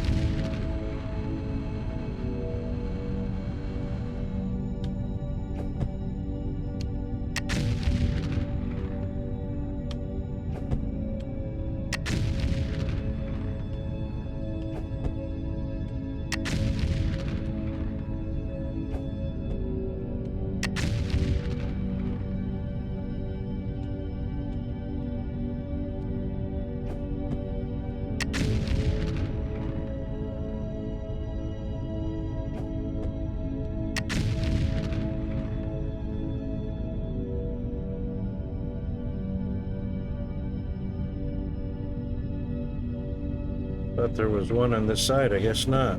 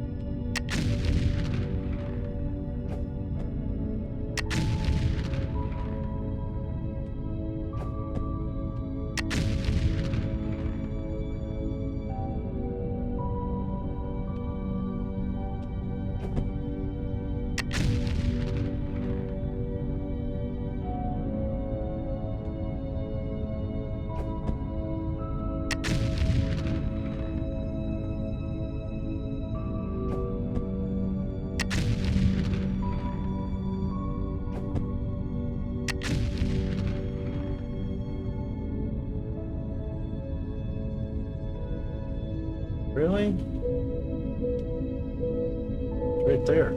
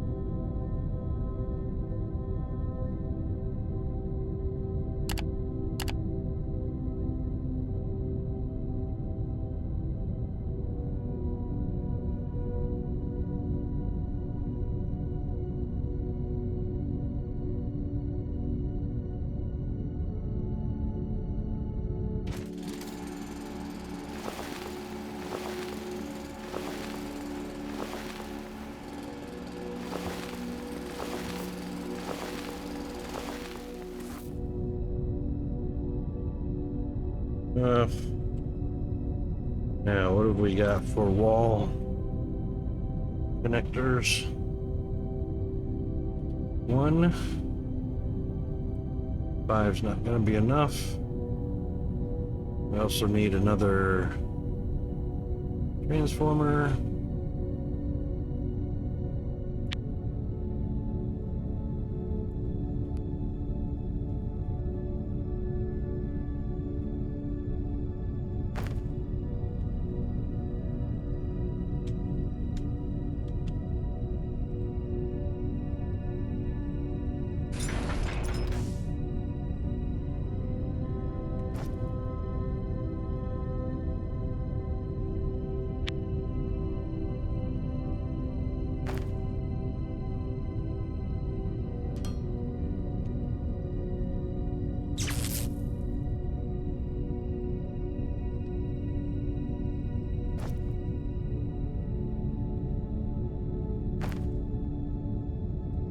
Alrighty, time for some more materials for wall connectors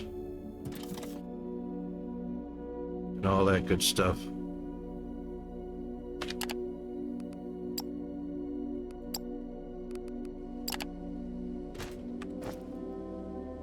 Alright, so generally plates and electronics parts. Ooh, sorry. Hope I got the mute button before that sneeze happened.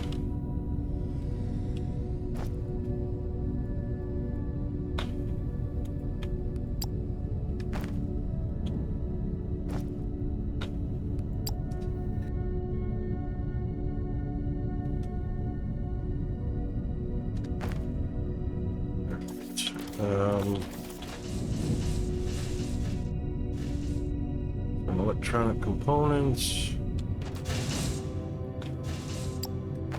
What else? We'll do 10 of those. Got belts.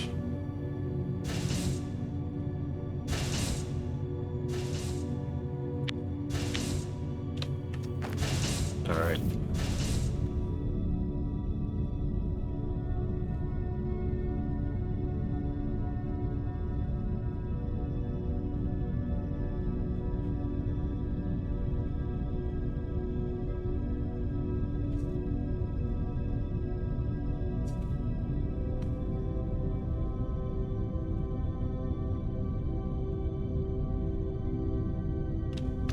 This just seems slow. What's going on here?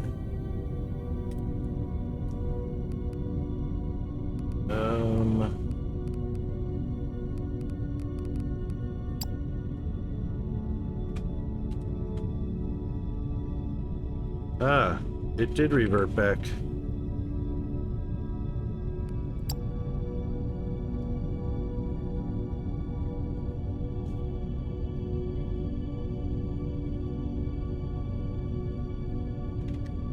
Wondered why it felt slow.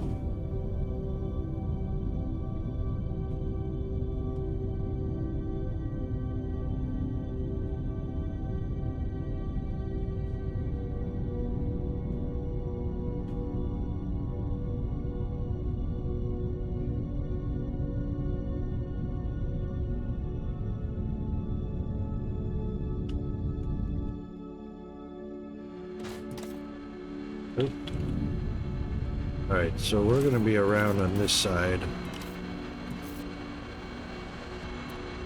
And probably should have brought some foundation with me, but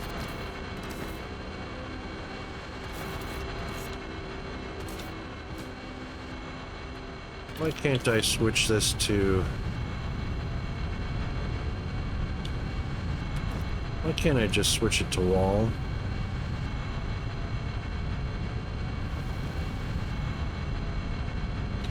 Hold on a second.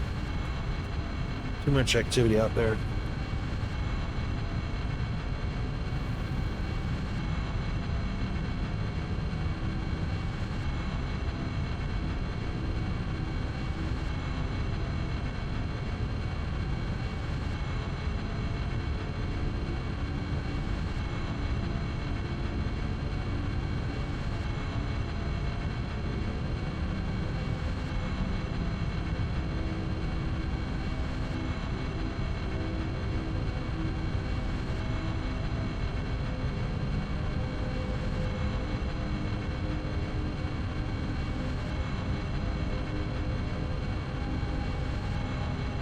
Okie doke.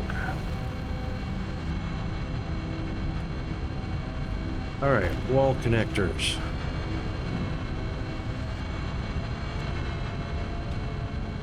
They just need a straight shot.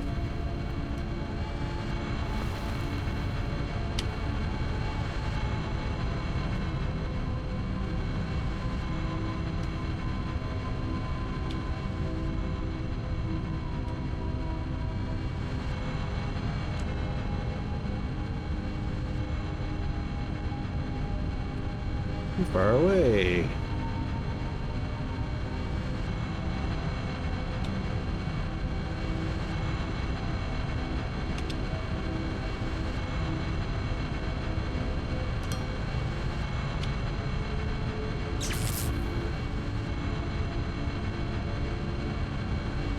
Too far away.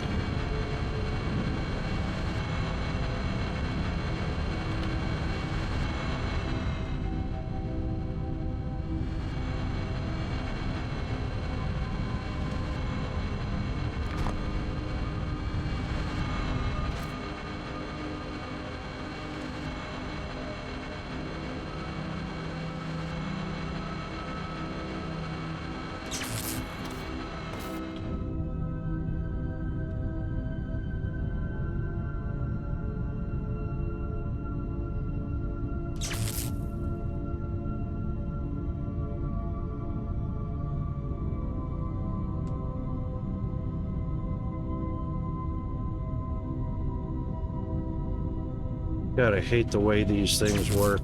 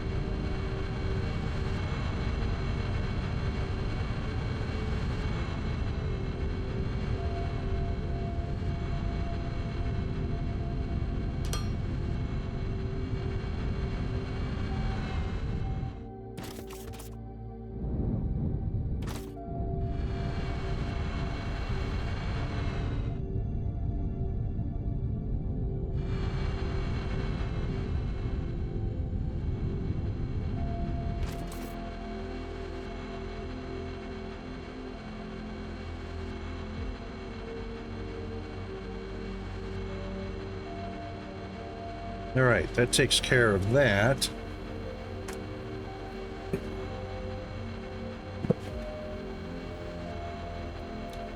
A little bit funky, if not wonky.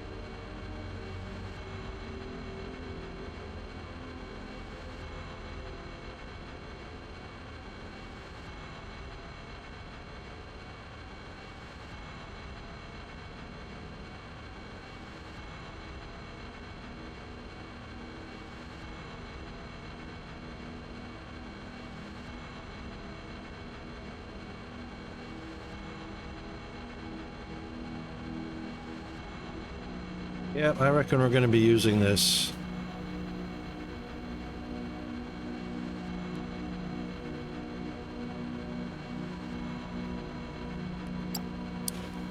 %. All right, this is done.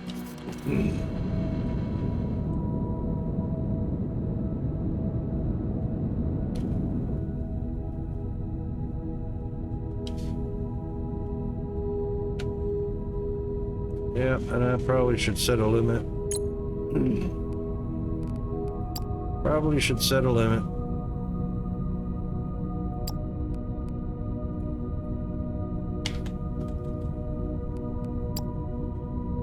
Just to be safe.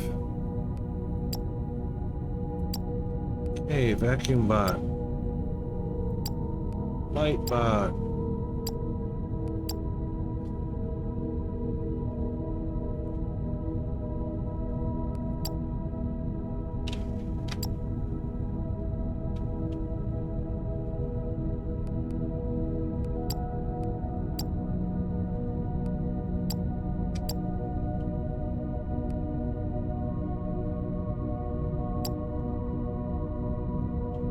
That one is still over.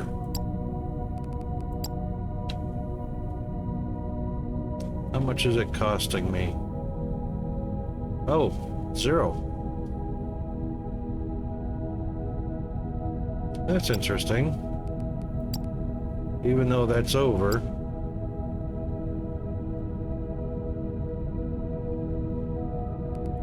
Could upgrade the storage a little bit. There, that'll fix that for sure. Right then. And our power should be just fine. 4 solars, that's 650 each, so that's 1.3. That's 2.6. So it won't go over that. It's fine right where it's at.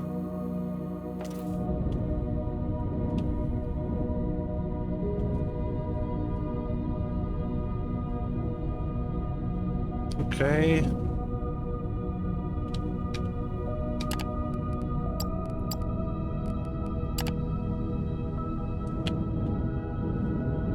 Well, we got a lot done. And some experimenting that's proved to be useful.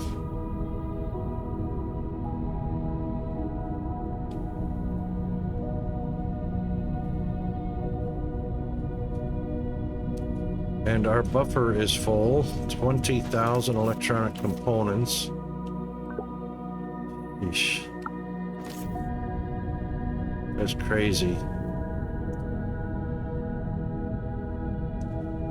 And looks like rods are also buffered up. 10,000, 20,000. 10,000. Okay.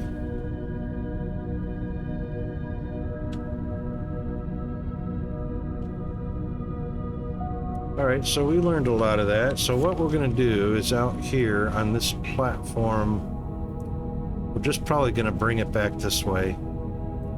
And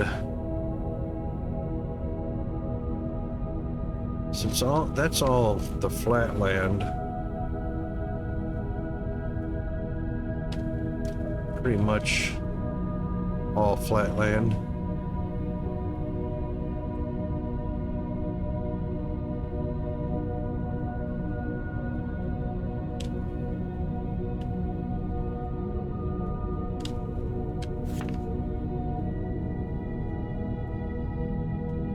Mountains. Probably not happy with that. Mountains on that side.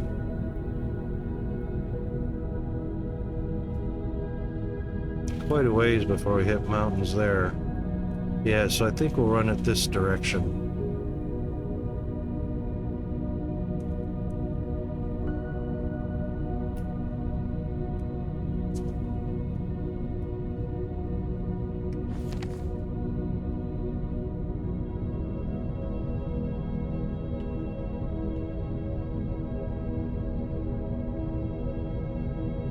Yeah.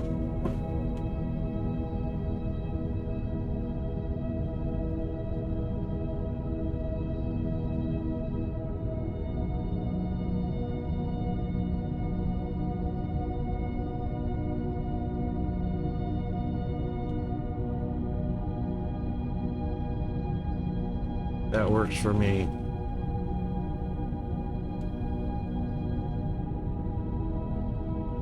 Okay.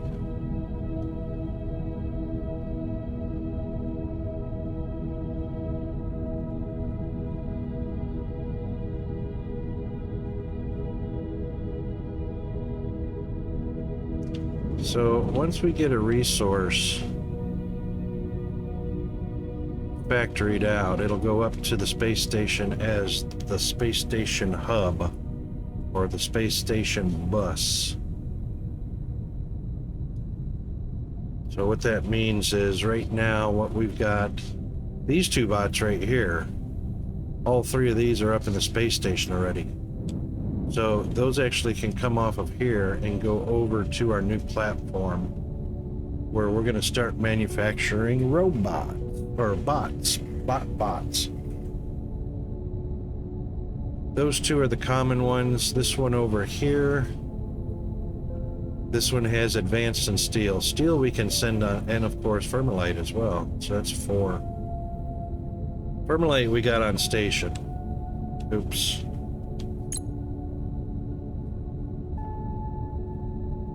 Actually, we need to check our storages on Fermilite.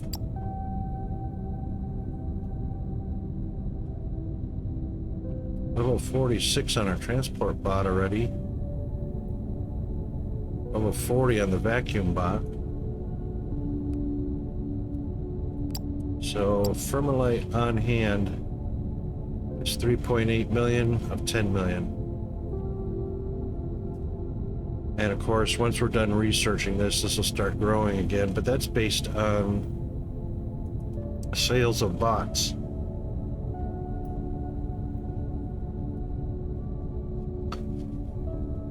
But suffice to say, we have plenty on station to handle factories.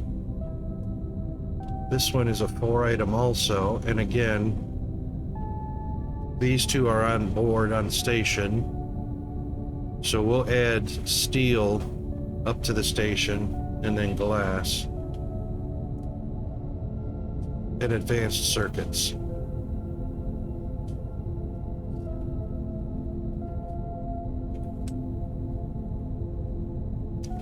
So take that out.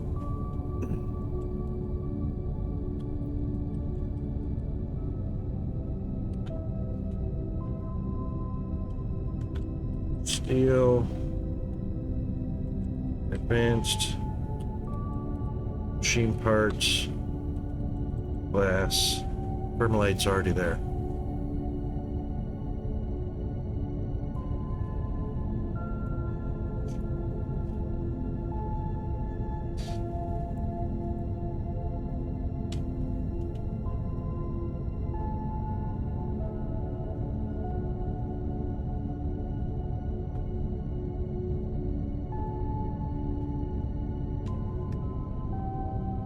Alright, steel, advanced, glass.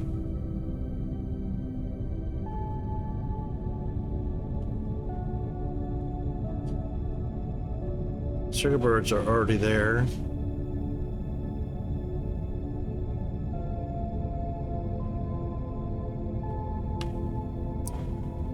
And is that our light bots? Oh, those are maintenance drones. These are the light screenies and light bots.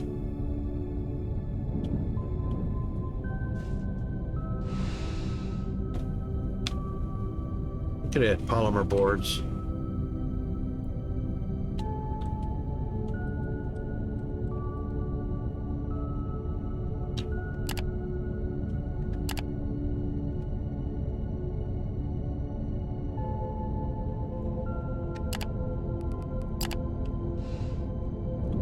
Okay.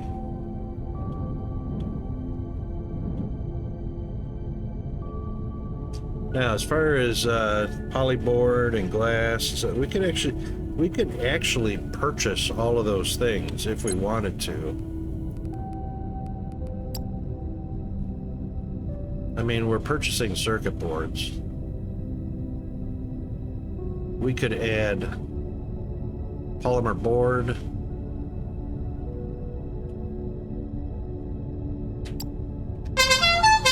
Oh man! What are circuit boards made out of? Polyboard and electronics. We're producing polyboard. Here comes Peanut.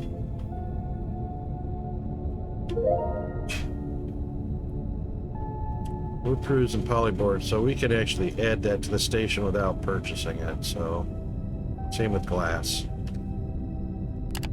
Alright. That's it for today's stream. Taco Tuesday is done and dusted.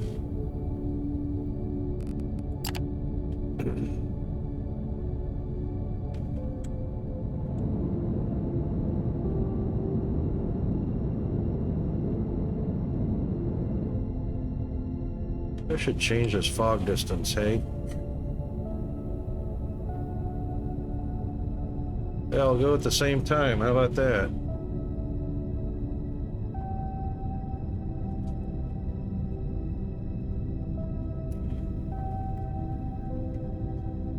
Wonder why that is. All right, anyway.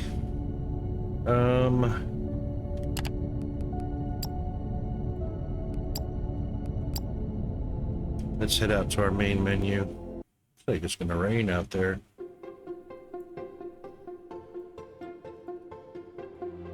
All right, and let's see who we can get.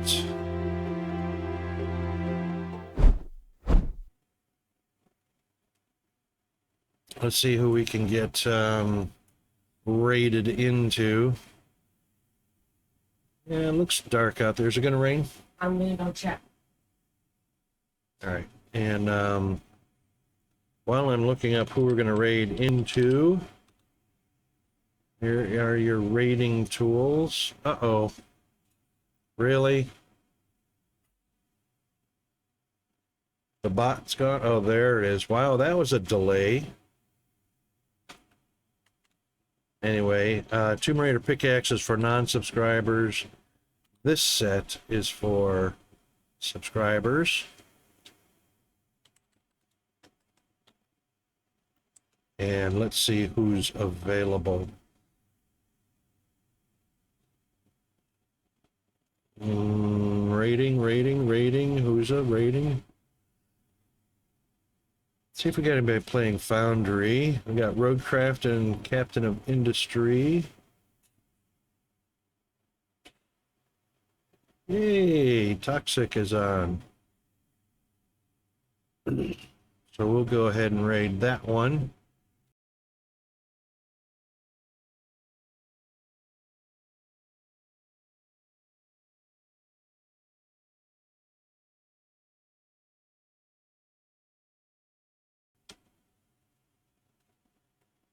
All right, let's see. Let's